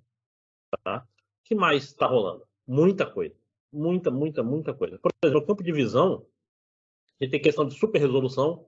O negócio que era ficção científica, né? Era o quê? Tem aquela foto, tem um carro, eu quero ver a placa do carro. Aumenta. Aí sempre no filme aumenta e fica bom, né? Quem já teve uma foto aqui, foi tentar aumentar e ficou tudo cagado, né? Fica tudo cheio de pixel, toda crocante a foto. Agora não. Agora com redes neurais, eu consigo fazer o que a gente chama de super resolução. Pegar uma imagem ruim e deixá-la com resolução boa. Como isso funciona? É bem simples. Eu pego a imagem boa, diminuo e tento fazer uma rede que dá diminuída, tento chegar na grande. Né? Então eu posso pegar quantas imagens eu quiser e boto para treinar. Boto para treinar. Colorização de imagens em preto e branco, está rolando também. Reconhecimento de objetos, isso é muito importante. O carro que autodirige, ele funciona com isso. Ele tem uma rede neural, está o tempo todo olhando, falando assim, carro, pedestre, poste. Ele está o tempo todo olhando na rua, no vídeo, e reconhecendo os objetos para tomada de decisão. São duas redes. É uma rede que dirige o carro, mas tem antes uma rede que olha o vídeo e define quais objetos estão. Outra rede que tem os outros sensores do carro. Tudo é misturado, tudo é dado para o piloto automático. Outra coisa muito louca, geração automática de vídeo. É um negócio que existe. Tá? Seja modificação, seja vídeo a partir de descrição, tudo isso está rolando. Tá? Um texto. Tradução automática é um negócio que não acabou ainda, sempre tem onde melhorar. Hoje em dia, chatbots estão na moda, né? Chatbot, eu particularmente não gosto. Quem está na computação há mais tempo sabe que de tempos em tempos aparece a modinha e a modinha tem que ser seguida. Vamos dizer assim, o pessoal se empolga e quer fazer chatbot, é isso. Né? Chatbot é bom para o dono da empresa, mas é ruim para o usuário. Nunca um chatbot foi melhor do que um botão. Mas isso sou eu sendo velho ranzinza, né? Outra coisa que ainda faz muito sucesso, né, muito importante, é o que a gente chama de mineração de opinião. Que é justamente, dado um texto, ele é positivo ou negativo? Esse texto está falando de quem? esse texto é uma crítica de um celular. O que ele está falando da bateria? Qual nota ele está dando para a tela desse celular? Tudo isso é mineração de opinião. Vai ter eleição no que vem? Isso daí é fundamental para eu poder entender o que está rolando em redes sociais. A pessoa está falando bem, está falando mal. Outra parada muito louca, usando o GANs também, dado uma imagem, fazer a descrição dela automaticamente. Isso é muito importante para pessoas cegas, né? Cegas ou com outros problemas de visão, né? Com visão reduzida. E não consegue ver a imagem, mas eu posso ter uma rede neural que descreve a imagem. Imagem de um gato na praia. E essas funcionam assustadoramente bem. É incrível. Você tem um cachorro numa praia com óculos de sol, o texto sai isso. É um cachorro com óculos de sol na praia, parece. E vice-versa, né? Tem também, você descreve a imagem e a imagem é gerada automaticamente. Isso é feito com um GAN, né? Com som. Cada vez mais está tendo muito trabalho com sintetização de som, sintetização de voz, que é um negócio perigoso também, né? Ou seja, eu consigo fazer uma rede neural que fala igual a uma pessoa. É perigosíssimo. Mas o Facebook tem muito trabalho com sintetização de música, tá? Coisas do gênero, por exemplo, eu tenho uma orquestra tocando e eu quero isolar o violino. Ele vai lá e pau, isola. Ou ainda, eu tenho uma música com um instrumento e quero fazer ele tocar em outro. Também tem. Muito trabalho sendo feito em limpeza de som. Nesse momento, eu estou usando um aplicativo da NVIDIA chamado NVIDIA Voice, né? Que ele faz o quê? Ele é um removedor de ruídos. Eu vou fazer um teste ao vivo e vai dar errado, porque tudo que é feito ao vivo dá errado. Mas, ó, não sei se vocês ouviram. Não sei se está saindo ou não. Por quê? Porque eu tenho um filtro rodando com IA que está, espero muito que tenha funcionado, que está removendo os ruídos que eu faço. Funcionou. Tá? Eu não escutei as palmas, viu? Não escutou? É. Olha aí. Isso é o quê? Eu tenho um filtro, ele está rodando online na minha máquina, cara. Então, ele limpa o som. Se você tem uma placa de vídeo, eu acho que a partir da série 1000, ele filtra na hora. Se for RTX, ele faz com vídeo, cara. É muito louco. Então, você limpa o som. Você consegue isolar só a voz. É lindo. Som para filme mudo, cara, essa é outra coisa. Tipo, você tem um filme sem som, aí tem um cara dando um soco no outro, a rede sozinha vê que isso é um soco e bota o efeito sonoro ali. Isso existe. Síntese de som é foda porque o ouvido humano ele é muito sensível, né? Qualquer coisinha no som a gente consegue ver, mas tá melhorando bastante. Ainda tá um pouco atrás da visão, mas tá andando a passos largos. Em redes sociais, uma coisa super importante, mas super difícil, e é um problema que está em aberto ainda, detecção automática de fake news, porque isso é hard. Porque fake news ela depende do contexto político, social, econômico e etc. Né? Mas uma coisa que está fazendo sucesso e é muito mais fácil de fazer é detectar discurso de ódio. Por quê? Porque, claro, sempre tem um fácil. Se o cara está xingando alguém com uma palavra óbvia, aí é fácil. Mas muitas vezes o discurso de ódio ele é completamente educado. E aí é um pouco mais complicado. Né? Aí vem a extração de semântica. E detecção de fraude também é muito importante, ver se a pessoa está fingindo ser outra e assim por diante. Outro lugar onde o dinheiro está rolando muito e o mundo todo está atrás é a saúde. Tá? Seja auxiliando em diagnóstico, né? Lendo o exame, você tem um exame. Eu tenho um paper, inclusive, sobre ter um batimento cardíaco e identificar qual é o nome? Arritmia. Tá? Que ele vê só o vídeo do exame e identifica a arritmia lá. Outra parte interessante, extração de padrões. Às vezes, você vê, tem uma doença que você pode identificar por outras coisas, só que tem tantos dados que não tem como saber. Né? Então, você pode olhar prontuários de pacientes para tentar ver. Quem tem essa doença também tem muito essa. Quem tem essa doença geralmente teve essas na infância, assim por diante. Outro lugar que está dando dinheiro, que tem a ver com celular e etc., é usar os sensores para prevenir acidente, etc. Todo mundo anda agora no bolso com um computador super potente cheio de sensores. Quando eu era jovem, eu sonharia com isso. Cara, tipo, quando eu era jovem, não tinha, tudo era mato, né? Nem faz tanto tempo. Hoje em dia, todo mundo tem internet no bolso, milhares de sensores, 2 câmeras, tudo aí. Já tá tudo fácil, cara. Detecção de epilepsia. O cara tem epilepsia, você pode botar um aplicativo no celular que se o cara começar a tremer, pega. Tem o professor Barreto lá na UFAM que trabalha com essa parte, principalmente. Queda de idosos, etc. Cara, isso daí tem muita coisa a se fazer aí. Tá? E por último, a parte de previsão. Ano que vem tem eleição. Sempre dá para tentar fazer alguma coisa para tentar prever, tentar correr atrás dos institutos de pesquisa e etc. Né? Tipo, eleição passada eu cometi um erro.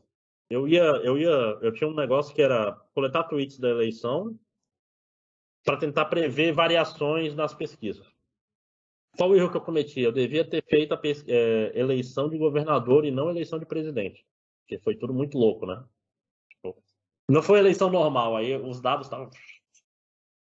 Mas logo, um dia a gente vai ter uma eleição normal e aí isso daí vai ficar mais previsível, vamos dizer assim.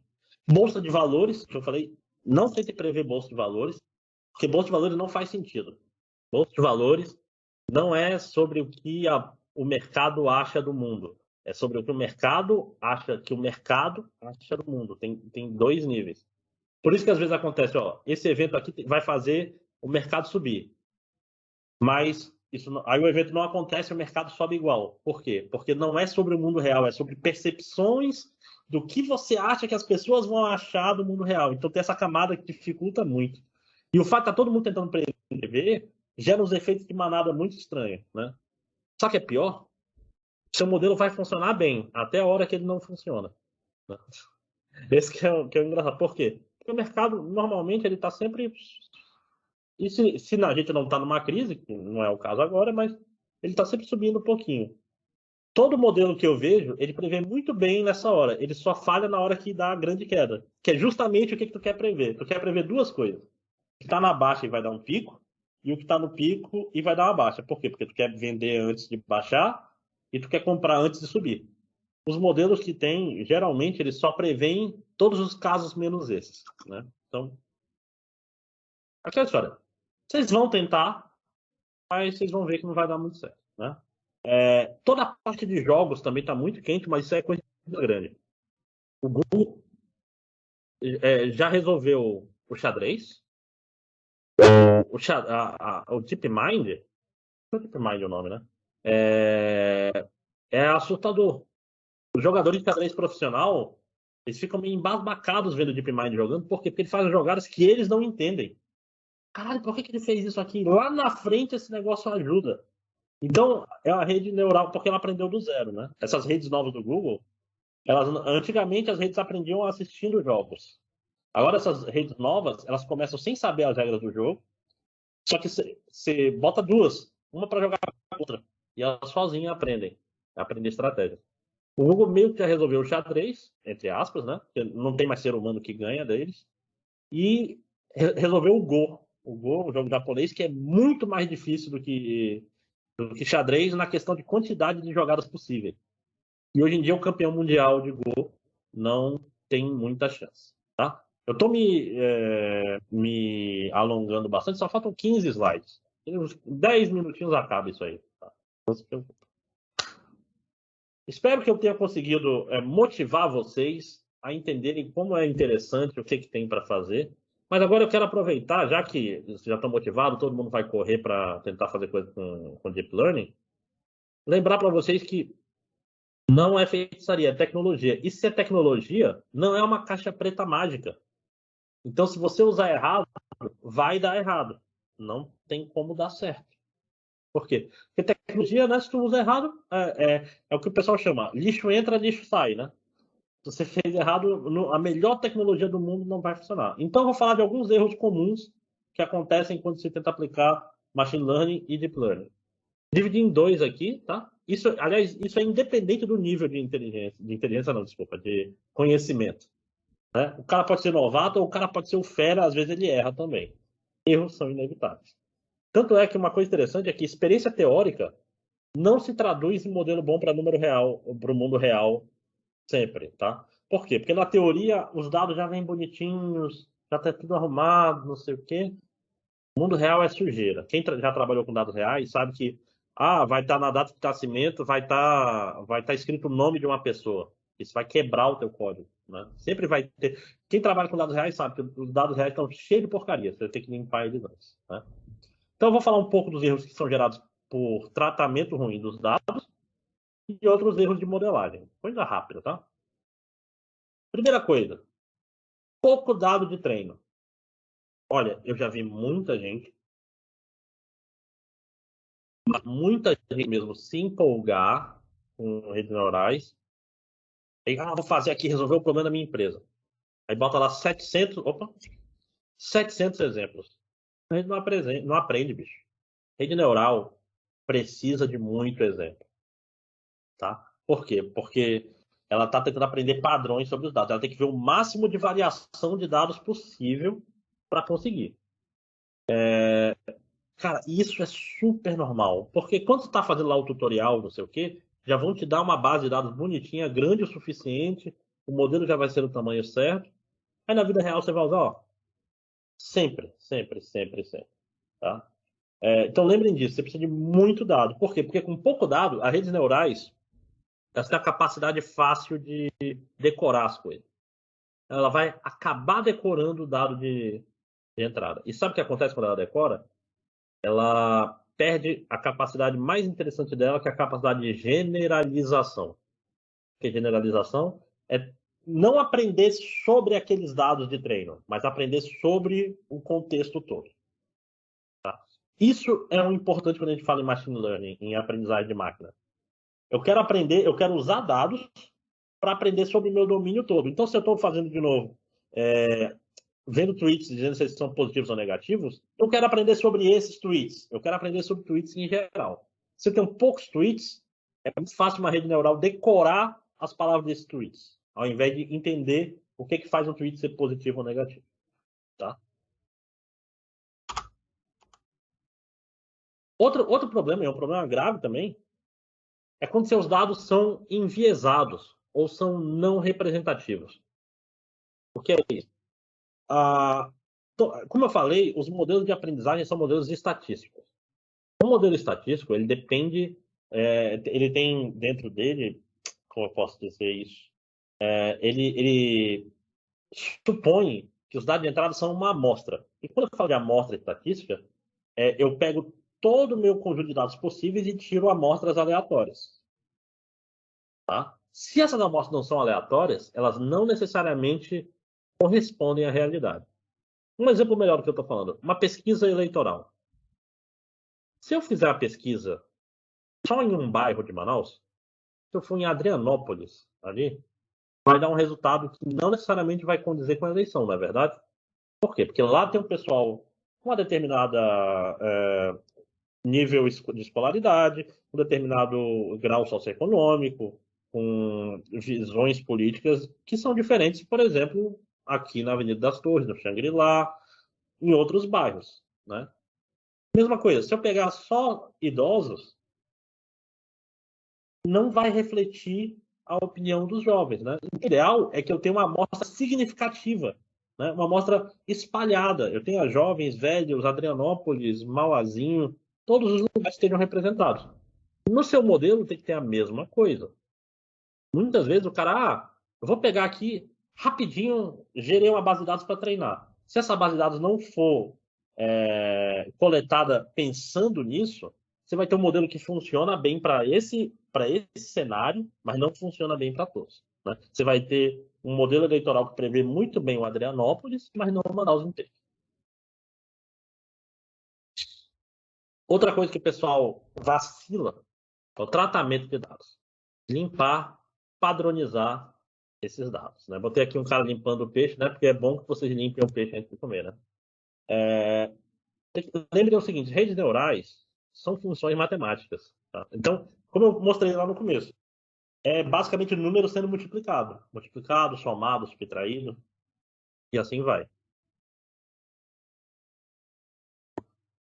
Então, coisas como os valores iniciais, o maior valor e o menor valor, são muito importantes. né? Tem uma técnica super simples, por exemplo, que a gente chama de padronização, estandardização, que é o quê? A média ser 0 e os valores indo no máximo até 2, 3 para cima, 2, -2, -3 para baixo. Tá? Tem um monte de pequenas técnicas de limpeza de dados que são muito importantes. Isso aqui é uma coisa que faz o modelo funcionar ou pode quebrar ele. Com relação aos modelos, o pessoal erra muita coisa também. Primeira coisa, eu vou falar logo, geralmente quando eu vejo, o pessoal erra por se empolgar. Nada errado com empolgação, mas redes neurais elas são meio ariscas, vamos dizer assim. Então a primeira coisa que o cara faz é um modelo gigantesco. Você tem lá mil exemplos de entrada e você faz um modelo com 800 camadas, 1 milhão de parâmetros. Não vai funcionar. Não vai funcionar. O tamanho, seja a largura de cada camada, seja a quantidade de camadas, tem que ser proporcional ao tamanho do seu treino, tamanho da entrada. Modelos com camadas largas decoram os dados, modelos profundos podem não aprender. Tá? Então, importante, nem sempre mais é melhor. Às vezes um modelo mais simples aprende melhor com os dados do que modelos gigantescos. Tá? Então, pense em pequeno. É sempre o meu conceito. Tenta fazer primeiro uma coisa que funciona. Bem simples, pequenininha. Depois você melhora ela. Né? Você sai de você tem uma base, né? Um baseline simples e você vai aos poucos melhorando ele. Não tenta começar com grandioso. Ligado a isso, e é um problema da galera de tecnologia, todo mundo que trabalha em tecnologia tem esse problema, que é o cara ser empolgado, né? O cara vê assim, pô, eu vi rede neural, DAFO, Meta Learning, AutoML, eu quero usar tudo aqui. Calma, cara, calma. Não precisa. Não necessariamente o mais moderno é o mais adequado, tá? O que você tem que saber é quando usar cada coisa. O modelo rede neural de grafo tem suas utilidades. Mas se você usar ela no lugar errado, ela vai atrapalhar. Né? Então, repetindo meu conselho, comece simples, não dá receitinha, né? O ideal, e depois tu vai experimentando essas outras coisas. E sempre se pergunta, faz sentido eu fazer isso? Eu deveria fazer isso, né? Não, como eu tô falando, é muito normal o cara se empolgue e quer usar tudo, mas vai devagar para o seu próprio bem. E um outro erro muito comum mesmo, e esse eu não entendo porque os jovens fazem isso, que é não parar o treino na hora certa. Tá? Como eu falei, como é que é um treino de uma rede neural? Eu tenho os dados, e a rede neural vê eles uma vez, melhora. Vê eles outra vez, melhora. Isso é o que a gente chama de uma época, cada vez que ele vê os dados todos. O que o pessoal costuma fazer? Vou treinar 100 épocas e dane-se. Aí não olha, simplesmente não olha. Já treinou muito? 100 épocas, ele já está bom, melhor que ele consegue? Não olha, não olha. E tem como olhar, isso é fácil de fazer. É tipo, você vai olhando, a cada época, ele fala, ó, tá aqui minha precisão, tá aqui minha perda. Você consegue olhar, pô, se a minha perda não tá diminuindo, se minha precisão não tá aumentando, aí pode ser hora de parar. Ou o inverso. A precisão tá assim, tá subindo, e tu para. Não, pô, você tem que esperar ela estabilizar para parar. Né? Se você treina pouco, é o que a gente chama de underfit. Por quê? Porque a rede poderia ficar melhor treinada, né? Mais fitness, literalmente, mas você já parou. E o overfit é o inverso. O overfit é quando eu já estou bom e eu continuo treinando. Isso, quanto mais eu treino, eu vou ampliando a chance de decorar, né? De decorar os dados. Então eu tenho que saber parar no momento certo. Tá? Para terminar, falta pouco, gente. Um pouquinho maior. Tá 50 minutos por 2 horas. Estamos aqui para isso mesmo, né? Legal. Ouvi essa palestra, estou ciente, quero continuar. Beleza. Vou dar algumas dicas de como começar a entrar nesse maravilhoso mundo das redes neurais e fazer coisas que vão impressionar seus amigos. Primeira coisa, vai estudar. Não tem para onde fugir, não. Deep Learning é super complexo. Tá? A quantidade de complexidade que tem Deep Learning é profunda. Né? Você pode começar a ficar num nível superficial, você pode descer. Tá? Mesmo que eu queira, não, eu quero usar como se fosse uma API. Eu não quero nem olhar para isso, eu quero fazer. Treina, usa. Ainda você tem que entender um pouquinho, tá? Ah, se você quer usar assim, tem um monte de. Tem curso de Deep Learning para programadores. E tem um curso, putz, eu não vou lembrar o nome do cara agora, de Deep Learning para designers, que é ótimo. Que o cara, ele dá um monte de insights sobre isso. Então, procure o que em inglês é o que mais tem, tá? Tipo assim, se você procurar Deep Learning para não programadores, vai ter um monte de coisa para você, tá? Então, curso é o que não falta Deep Learning. Falta é gente que trabalha com Deep Learning, né? Outra coisa, o par Medium e GitHub. Medium sempre vai ter um post explicando. Ah, você lê um paper. Esse paper é o BERT, que é um paper famoso, que está todo mundo citando. Vai ter lá no Medium vários posts explicando BERT, entendendo BERT. E no GitHub vai ter lá uma implementação de um cara usando o BERT. Tem muita rede pronta para você usar. Muita, muita, muita. E o Stack Overflow, que é o amigo do programador, né?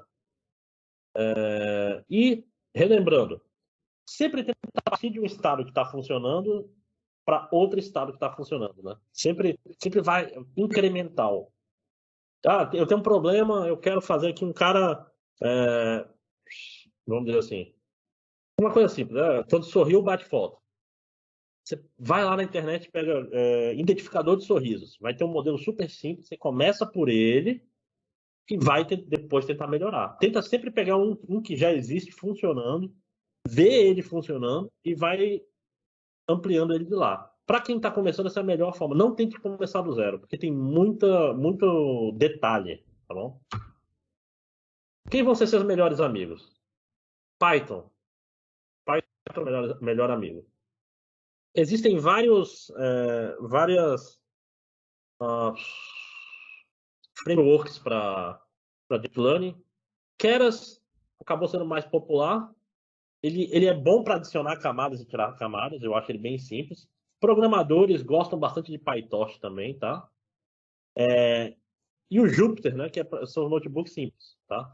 Aí tu pode perguntar, pô, professor, eu sou pobre, eu não tenho a GPU, como é que eu vou treinar isso? Um outro amigo seu vai ser o Google Colab, colab.research.google.com. O que é isso? É um lugar que você escreve seus programinhas lá no Jupyter, né, em Python, e ele roda na cloud do Google, de graça. Você tem seu modelo de graça dentro do Google. Por que isso é bom? Porque, pô, tá lá, cara. E você tá usando máquinas boas. Ah, é tudo de graça? Não, calma. Ele roda durante algumas horas, você tem que ficar lá com o notebook aberto, etc. Ele é mais para prototipar. E de tempos em tempos ele pode matar o seu processo. Então tem uns detalhezinhos. Mas aí, se você se empolgar, você pode pagar R$ 50 e ter um acesso melhor. Ou se empolgar muito, tem um nível Pro, que é R$ 250 por mês. Tá? Então, mas melhor forma, pegar uns exemplos, ir no Google Colab e botar para rodar esse negócio. Tá? Vamos por mim. Ah, mas eu não quero programar, eu não sou programador, eu quero ferramentas mais simples ainda. Então vai ter várias ferramentas aí que vão ser úteis. Vou falar rapidamente delas para a gente terminar. Primeiro, o Hugging Face, que está aqui embaixo. Quem quiser trabalhar com texto e Python, essa biblioteca tem tudo, cara. Tudo. Você vai quer usar BERT, você vai importe BERT, ele vai, funciona. Tem um monte de modelo. Eu quero fazer um modelo de análise de sentimentos, tem lá. Quero trabalhar com português, tem lá. É a biblioteca mais completa de processamento de linguagem natural que tem hoje em dia. Hugging Face, né, de cara abraçando. Né? O Model Zoo é outra coisa interessante, que tem um monte de modelos lá prontos. Aí você pega, baixa e bota para rodar. As implementações estão lá. Então, é um lugar que tem implementações, seja de paper, seja de modelos para competições e etc. Eu quero só eu quero fazer um chatbot, mas eu não quero programar muito, não. Tem o Rasa é muito legal, ele é open source, é super útil para criação de chatbots. Aí agora vem as paradas mais malucas. Tem o Runway ML, que é esse cara aqui, Runway de passarela ML. Esse eu conheci ontem, então eu vi pouco. Ele faz edição de vídeo automática, bicho. ele olha o vídeo coisa, e ele corta já pedaços, ele muda de ângulo. Ele tem um monte de biblioteca para isso, tá? Esse Obviously AI, esse é bom para você é um advogado, você é um cara que não programa nada, nada, nada, nada, nada. Você é um jornalista. Esse, obviamente, aí, você pega um arquivo de Excel, né, um CSV, sobe para ele. Você escolhe a coluna, ele tenta fazer essa coluna na hora, sem fazer nada. Ou seja, tu tem. Só um segundo. Vamos dizer assim, tem os comentários. Você quer fazer um cara no teu site para tirar comentários spam. Você vai ter um Excel, aqui os comentários, e uma coluna dizendo spam, não spam, spam, não spam, spam, não spam. Você aperta na coluna, aperta no botão treinar e ele cospe para você um classificador de comentários na hora, sem fazer nenhuma programação. Falando em nenhuma programação, a gente tem duas iniciativas do Google. A gente tem o AutoML, que ainda tem um pouquinho de programação. AutoML vem justamente de Machine Learning automático, que ainda tem um pouquinho, tem que ter um pouco de conhecimento. E tem o Teachable Machine, né?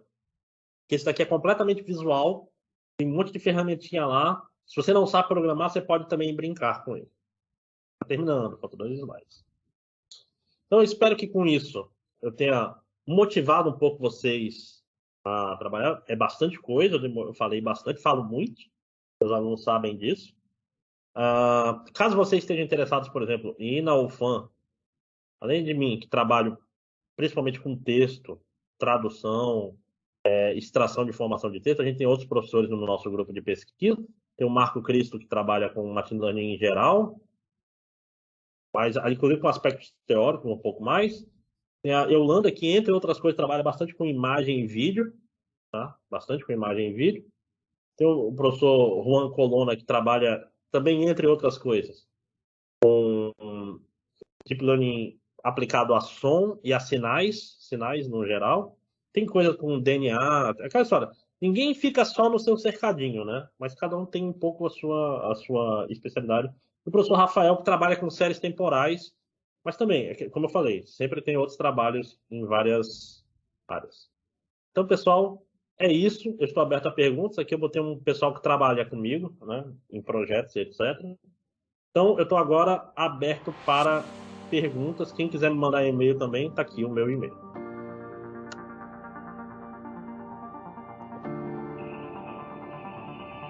Excelente palestra, professor.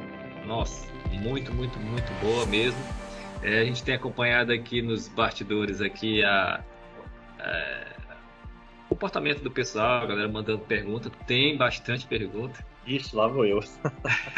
Tem bastante pergunta, a gente vai tentar aqui encaixar elas dentro da programação, tá?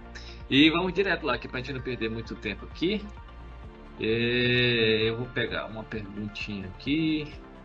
Deixa eu filtrar aqui porque... Só uma horinha acima do tempo, né? Mas passou rápido. Palestra boa. E a galera curtiu muito, viu?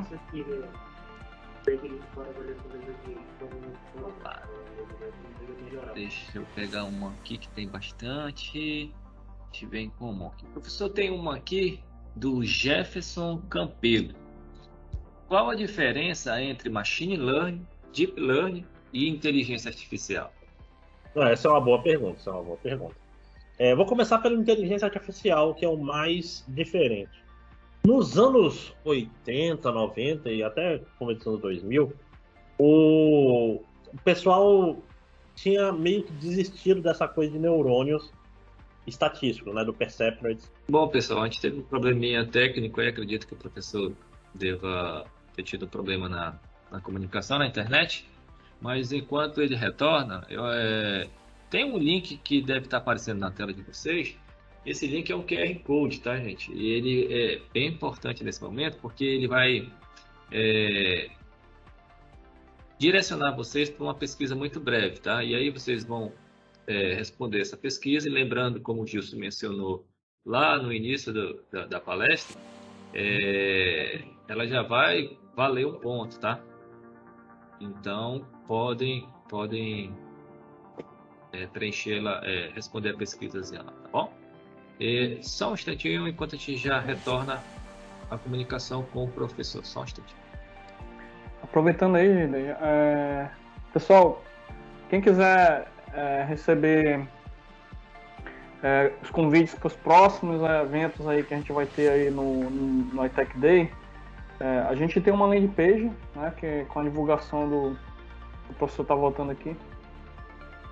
A gente tem uma landing page, o pessoal de suporte vai estar colocando aí o link lá na área de perguntas e respostas. E aí, para quem quiser se inscrever, né, e ficar ciente aí das próximas programações que nós vamos ter, né, como o Geder falou, vão ser várias programações. Então, a gente vai colocar o link aí no Perguntas e Respostas e vocês se inscrevam lá, gente. Se inscrevam, é importante você se inscrever, né? É um formulário bem simplesinho lá para preencher. E aí vocês vão receber ali todas as novidades, né? Mais detalhes sobre o programa, né? A gente falou rapidamente aqui sobre o programa, a gente vai ter outras oportunidades aí de explicar como que vai funcionar. A gente vai ter, na landing page já tem algumas informações lá. A gente, enfim, se inscrevam, né? É importante que vocês se inscrevam primeiro, vocês vão receber outros conteúdos excelentes, como foi hoje, né? O do professor André, foi sensacional a palestra.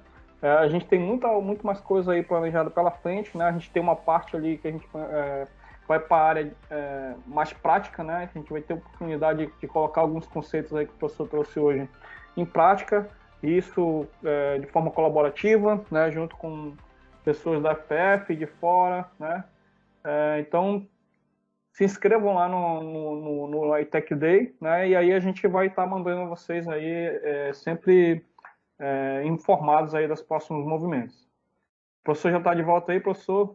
Já mesmo. De volta. O professor já está de volta. Só um recadinho que eu esqueci aqui, também aí na área de perguntas e respostas, quem não conseguir acessar o QR Code, tem o link lá também, é só clicar lá que já vai ser redirecionado para o formulário lá, tá bom?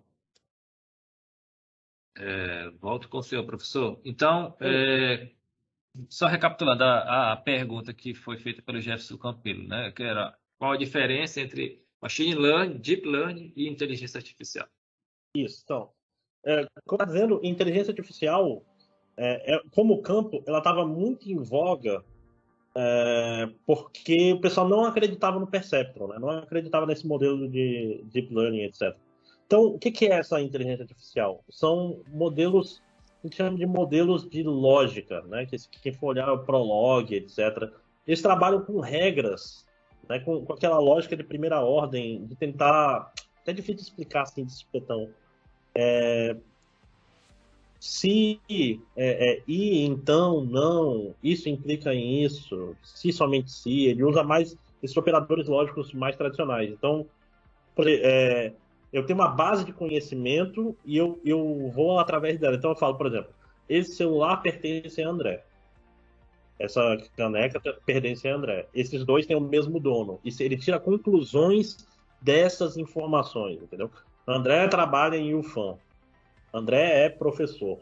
Se eu perguntar quem é professor de UFAM, ela consegue rodar nesse grafo de semântica e ver, o André é professor da UFAM. Então ele consegue pegar esse sentido. Já machine learning e deep learning são muito mais parecidos. Por quê? Porque são modelos estatísticos. Deep learning é basicamente esse modelo baseado em neurônios que tem múltiplas camadas, tá? E machine learning é todo o resto. E eu acho que é isso. O Matheus, ele perguntou, quanto mais profunda a rede, melhor o resultado do aprendizado? Essa é uma boa pergunta. Essa é uma ótima pergunta. Não necessariamente. Quanto mais profunda a rede, mais aspectos ela consegue prestar atenção, vamos dizer assim, entender. Para a rede profunda ter um resultado melhor, eu tenho que ter mais dados de entrada. Aquela história, a profundidade da rede, às vezes eu posso fazer uma rede mais para ela ser pior, porque ela se confunde mais, ela tem mais coisas para prestar atenção, tá? Tanto que esses modelos gigantescos que eu mostrei aí, eles funcionam por quê? Porque tu dá muita entrada, muita entrada, né? Mas sim, assim, a grossíssimo modo, o número de neurônios ele é importante, Mas sem a entrada estar no tamanho certo, ela só pode, inclusive, atrapalhar. Tá? Pensem assim, você tem um pouco de dado, eu quero fazer um modelo pequeno. E eu posso tentar incrementalmente, botar mais uma camada aqui, vamos ver o que acontece. Provavelmente não. Se não melhorar nada, é porque o tamanho já está mais ou menos no limite do que tem os dados dele. Tá bom? Beleza. Professor Tiago Braga, quais características devemos levar em consideração no momento de escolher que tipo de aprendizado utilizar? E vale a pena utilizar dois tipos de aprendizados simultaneamente?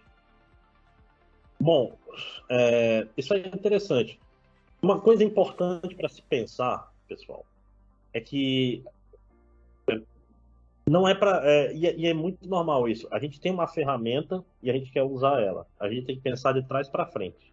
Pensar, eu tenho um problema e quero resolvê-lo. É que nem quando o cara compra uma furadeira.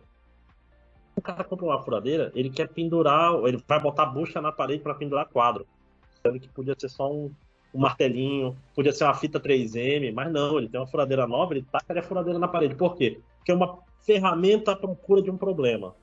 Não façam isso. Tá? Você tem um problema e a aprendizagem de máquina é uma forma de aprender, de resolver esse problema. Ela é uma ferramenta, tá? E sobre usar múltiplas formas, uma coisa que é super normal é usar a aprendizagem não supervisionada primeiro, aprender e depois usar esse treinamento para melhorar a supervisionada. Então, modelo de texto, aquele que eu mostrei lá que aprende de rei e rainha. Aquilo ali, às vezes, você manda o modelo ler a Wikipedia. Lê a Wikipedia aí, amigo. Para depois usar isso para resolver um problema. Tá? Você transfere esse aprendizado. Então, você não usa o tipo, mas você pode usar um para depois usar o outro. Isso também é mais normal. Tá bom? Legal. Tem uma pergunta aqui, professor, que eu achei interessante porque entra na questão da ética, né? O Eudes pergunta assim: você acha que por aí vem a revolução das máquinas? Olha, eu creio que vai ter a revolução dos carros que matam pessoas. Isso vai acabar acontecendo. E vai ser interessante, olha só, quando a gente tiver carros que se autodirigem, se é que a gente vai ser aquele momento de percepção versus realidade. Vai diminuir a quantidade de acidentes de trânsito e de morte, mas cada vez que um carro automático matar alguém, vai virar notícia. Não é verdade? Tipo, por quê? Vamos dizer, pode cair o número de mortes de 1000 para 1, mas essa uma vai estar no jornal, porque foi o carro automático que se confundiu e jogou o cara pelo barranco, não é verdade? Sobre a revolução das máquinas, eu acho que não vai acontecer porque a gente nunca. O ser humano, ele é muito desconfiado. Nunca a máquina vai apertar o botão no final. Ela vai falar, aperta o botão, e tem que ter uma pessoa para ir lá. Mesmo para tomada de decisão, ninguém quer deixar a tomada de decisão 100% para a máquina, mesmo que seja errado, tá? Vamos dizer, tem uma máquina que acerta 99% das vezes. Nesse 1%, 99,9%. Nesse 0,1%, você vai perder bastante dinheiro. Você fala isso para o chefe de uma empresa, ele vai falar, antes da máquina decidir, eu quero dar o ok. Se o erro dele fosse 98%, sacou? Mesmo ele sendo pior que a máquina, ele vai querer ter a palavra final. Porque você não vai querer arriscar. Isso é da natureza humana. O que vai acontecer é, se o cara que está com a mão no botão for um cara problemático, aí sim a gente tem um problema. Né? Professor, tem vários comentários aqui, dentre eles elogiando, por exemplo, o Taylor Neves elogiou muito a palestra, gostou muito, e também destacou a didática da palestra, que facilitou muito, e realmente facilitou muito. Bom, a próxima pergunta é do Renan. Pelo que vimos até agora, não é possível, entre aspas, criar informações novas, só treinar conhecimentos comuns, mas baseado em informações de textos e linguagens. Por exemplo, não seria possível criar algo para traduzir textos muito antigos ou de linguagens perdidas? Isso é bem interessante, que isso é bem minha área. Pensa assim, como eu traduziria um texto de uma linguagem que eu não conheço? Se pensar, por exemplo, egípcio, qual é que é o nome da pedra? Só quando fala lá a pedra, que o nome me escapa agora, que de repente, que era um dicionário de egípcio para grego. Aí de repente conseguiu se traduzir os hieroglifos todos, na verdade. Línguas perdidas, a gente precisaria de alguma coisa, né? O que é essa alguma coisa? Alguma língua que seja parecida com ela, alguns exemplos de tradução. Tem um mercado que está crescendo bastante, que tem muita coisa agora, é o que chama de few shot learning. Poucos exemplos. Tá? Que é o quê? É justamente fazer a transferência de aprendizagem mais violenta. Tipo assim, tu vai ter 200 frases e tu aprende. Só que se eu quero aprender a falar latim medieval português, talvez uma rede que já saiba o latim clássico e tenha mais alguns exemplos desse latim português específico, ajudaria. Aí eu consigo fazer. Mas, por exemplo, traduzir uma língua alienígena, você acha o Atlantis, tá lá embaixo d'água, e lá eles falam um negócio completamente diferente das línguas que a gente tem, seria difícil. Você consegue fazer uma rede que imite a escrita. Você consegue, por quê? Você dá o texto, ela cospe texto. Mas que entenda, que traduza para outro é um pouco mais complicado. A gente tem que ter. Aquela história, não tem mágica, né? Eu tenho que ter alguma base para fazer isso. Bacana, professor. Nessa pegada aí, a Marília pergunta se já tem alguma aplicabilidade de Deep Learning na área de genética. Já tem algum estudo nesse sentido? Genética. Olha, sequenciamento. Já tem bastante gente trabalhando com isso. Sequenciamento sempre é um problema. Por quê? Porque é caro, né? A grossíssimo modo, a gente pega o DNA ele vem todo quebrado e a gente tem que remontar ele, né? Tem aplicações nesse sentido, mas para terapia genética, realmente eu estou um pouco fora do meu escopo. Mas, olha, de, prefiro não opinar, como diria a menina lá. Falar uma besteira aqui, tá gravando, né? Depois, se tivesse no bar depois da palestra, até dava para chutar, né? Mas Já é melhor fica o não. convite, né? Beleza, professor. Vamos à próxima aqui para a gente chegar ao nosso término aqui. Deixa eu pegar o tem aqui. O Ozinei. Boa noite. O processo de aprendizagem / treinamento pode ser usado para prospecção tecnológica? Aí ele abre um parênteses aqui. Saber que tecnologias estarão em destaque em alguns anos sem ser feitiçaria. Ó, uma coisa porque é aquela história, no fim é achar padrões, né? É tentar ver quais são as tecnologias que estão tendo picos de citação, seja em revistas, etc. Aí entra um pouco na parte da previsão de ação, né? Porque aí a gente está querendo prever comportamento de grande quantidade de pessoas, tá? Você pode ver, ver áreas que de repente estão tendo mais papers, está tendo mais papers sobre esse problema, coisas desse gênero.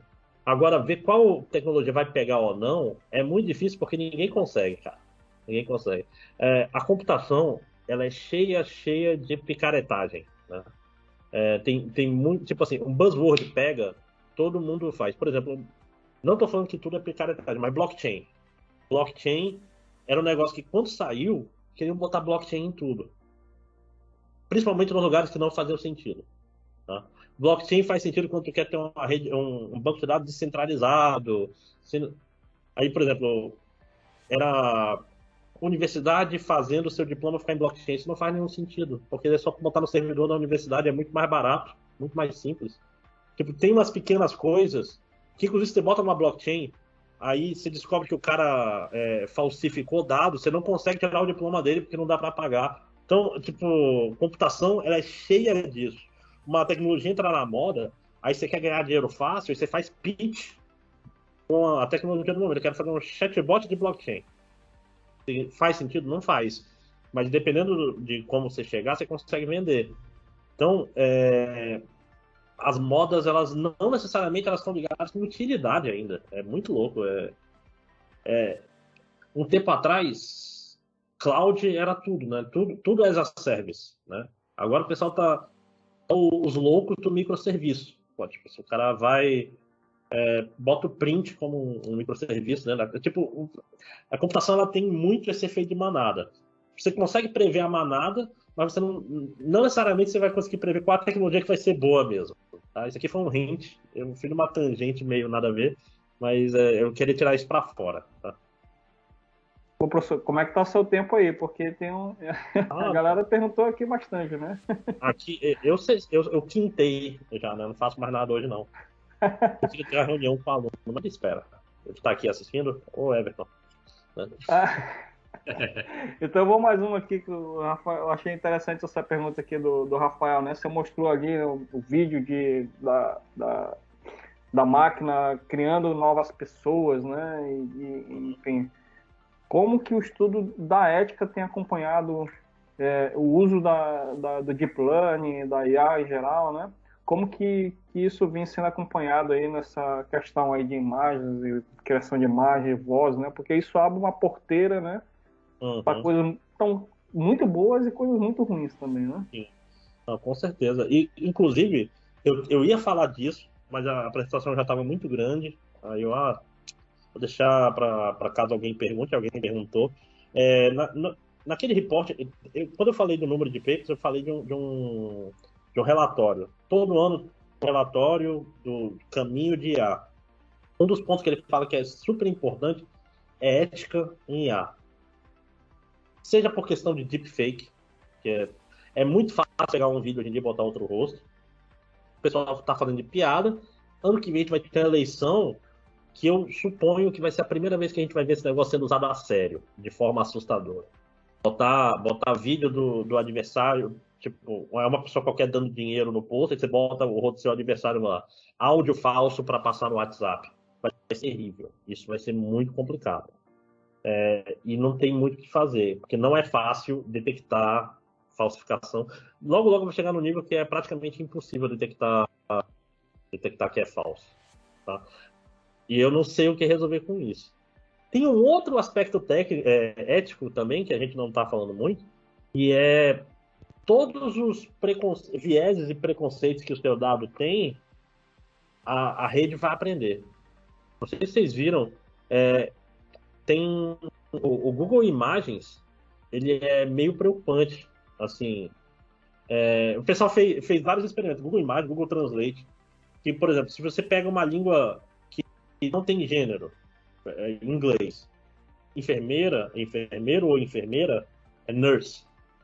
Aí se traduzia para português ou para português, por exemplo, traduz nurse para enfermeira. Doctor, ele traduz para médico. Se bem que não tem médica. Não, tem médica. Tipo, ele meio que já... se é enfermeiro é mulher, se é médico é homem. Por quê? Porque nas bases de dados que ele usou para treinar, acabou que tinha mais enfermeira. Só que isso gera um problema, né? Porque a busca imagem, isso gera percepções erradas. Por exemplo, você faz uma busca por médico, vai ter um monte de gente branca. Se você faz uma busca por pedreiro, vai ter um monte de gente negra. Por quê? Porque os dados originais estavam assim. Então está tendo muito trabalho para tentar tirar esses vieses dos dados originais. Outro exemplo, esse exemplo é muito bom. A Amazon, ela fez uma rede neural, não lembro se foi neural ou se foi normal, agora já faz uns anos, que era o quê? O processo de escolha deles, né, de contratação, e treinou em cima para tentar fazer assim, ok, vamos tentar fazer uma inteligência artificial que lê os currículos e bota as pessoas na segunda fase. Tudo certo. Sabe por quê? Essa rede neural, ela praticamente ela tinha um if lá no começo, que era se é mulher, não. Tipo assim, não. Aí eles começaram a testar. Mete o melhor currículo da mulher, não entra. Eles achavam que eles iam automatizar o esquema deles de contratação, ao invés disso eles descobriram que o esquema de contratação deles estava sendo preconceituoso. Então, se os dados têm esses viés vão no modelo de alguma forma. E essa é uma preocupação muito importante nas empresas, principalmente nas grandes empresas, para diminuir esses viés, porque isso pega super mal, né? Isso daí é um negócio que gera notícia negativa e, ao mesmo tempo, a gente tem toda a questão social. Então, essa questão é seríssima e tem toda uma área de trabalho gigantesca em IA sobre isso. E, professor, para a gente finalizar, eu tenho aqui duas perguntas, duas mesmo, minhas, né? E o senhor comentou a respeito da qualidade dos dados, né? Qualidade dos dados ali úteis, relevantes para a gente trabalhar com inteligência artificial. Na sua opinião, quais características que a gente deve considerar para que a gente olhe para aquele determinado dado e assim, legal, temos um dado, digamos, propício a gente iniciar esse trabalho de qualidade, de fato.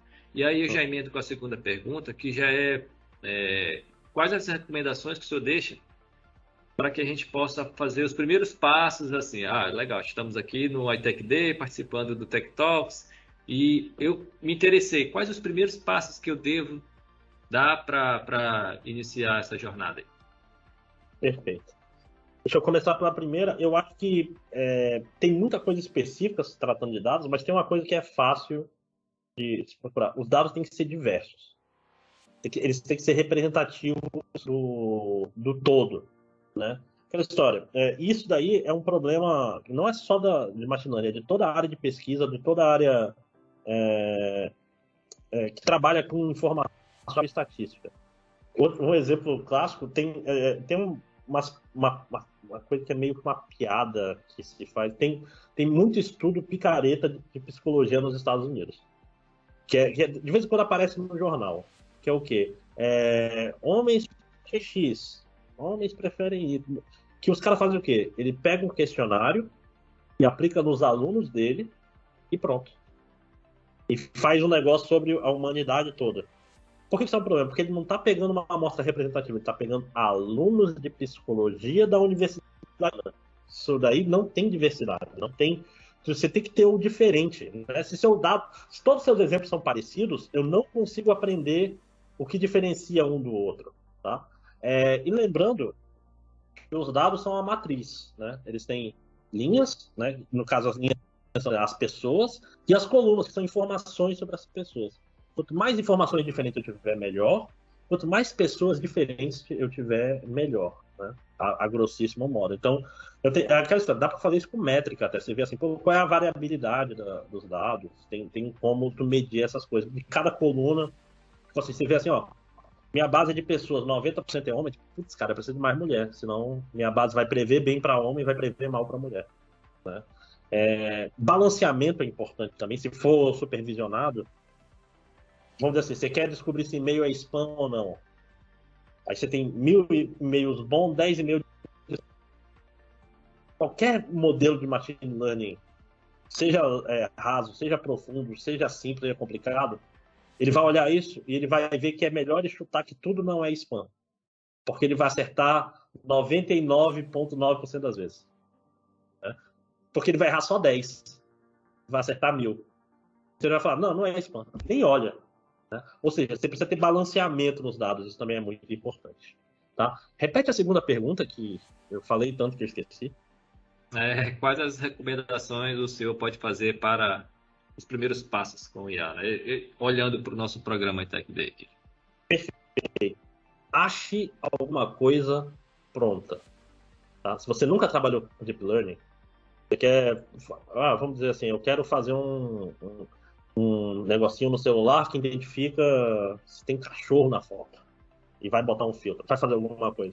Procura já se tem algum modelo de cachorro, pega a implementação dele pronta e usa. Eu quero trabalhar classificação de texto. Vai lá no Fast Text, que ele tem um classificador que é linha de comando até, se quiser. Tipo, a entrada dele é um arquivo de texto e ele já cospe o classificador. É maravilhoso, inclusive, nesse sentido. É muito, muito bom mesmo esse Fast Text. Eu quero fazer...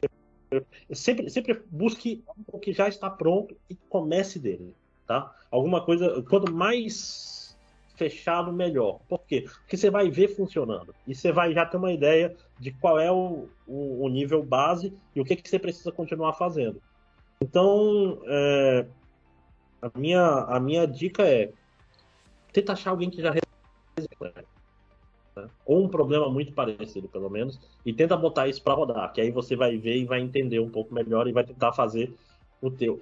É uma coisa que eu falo até para meus alunos, aluno que trabalha com tradução, não sei o que, eu falo, cara, quer traduzir para português?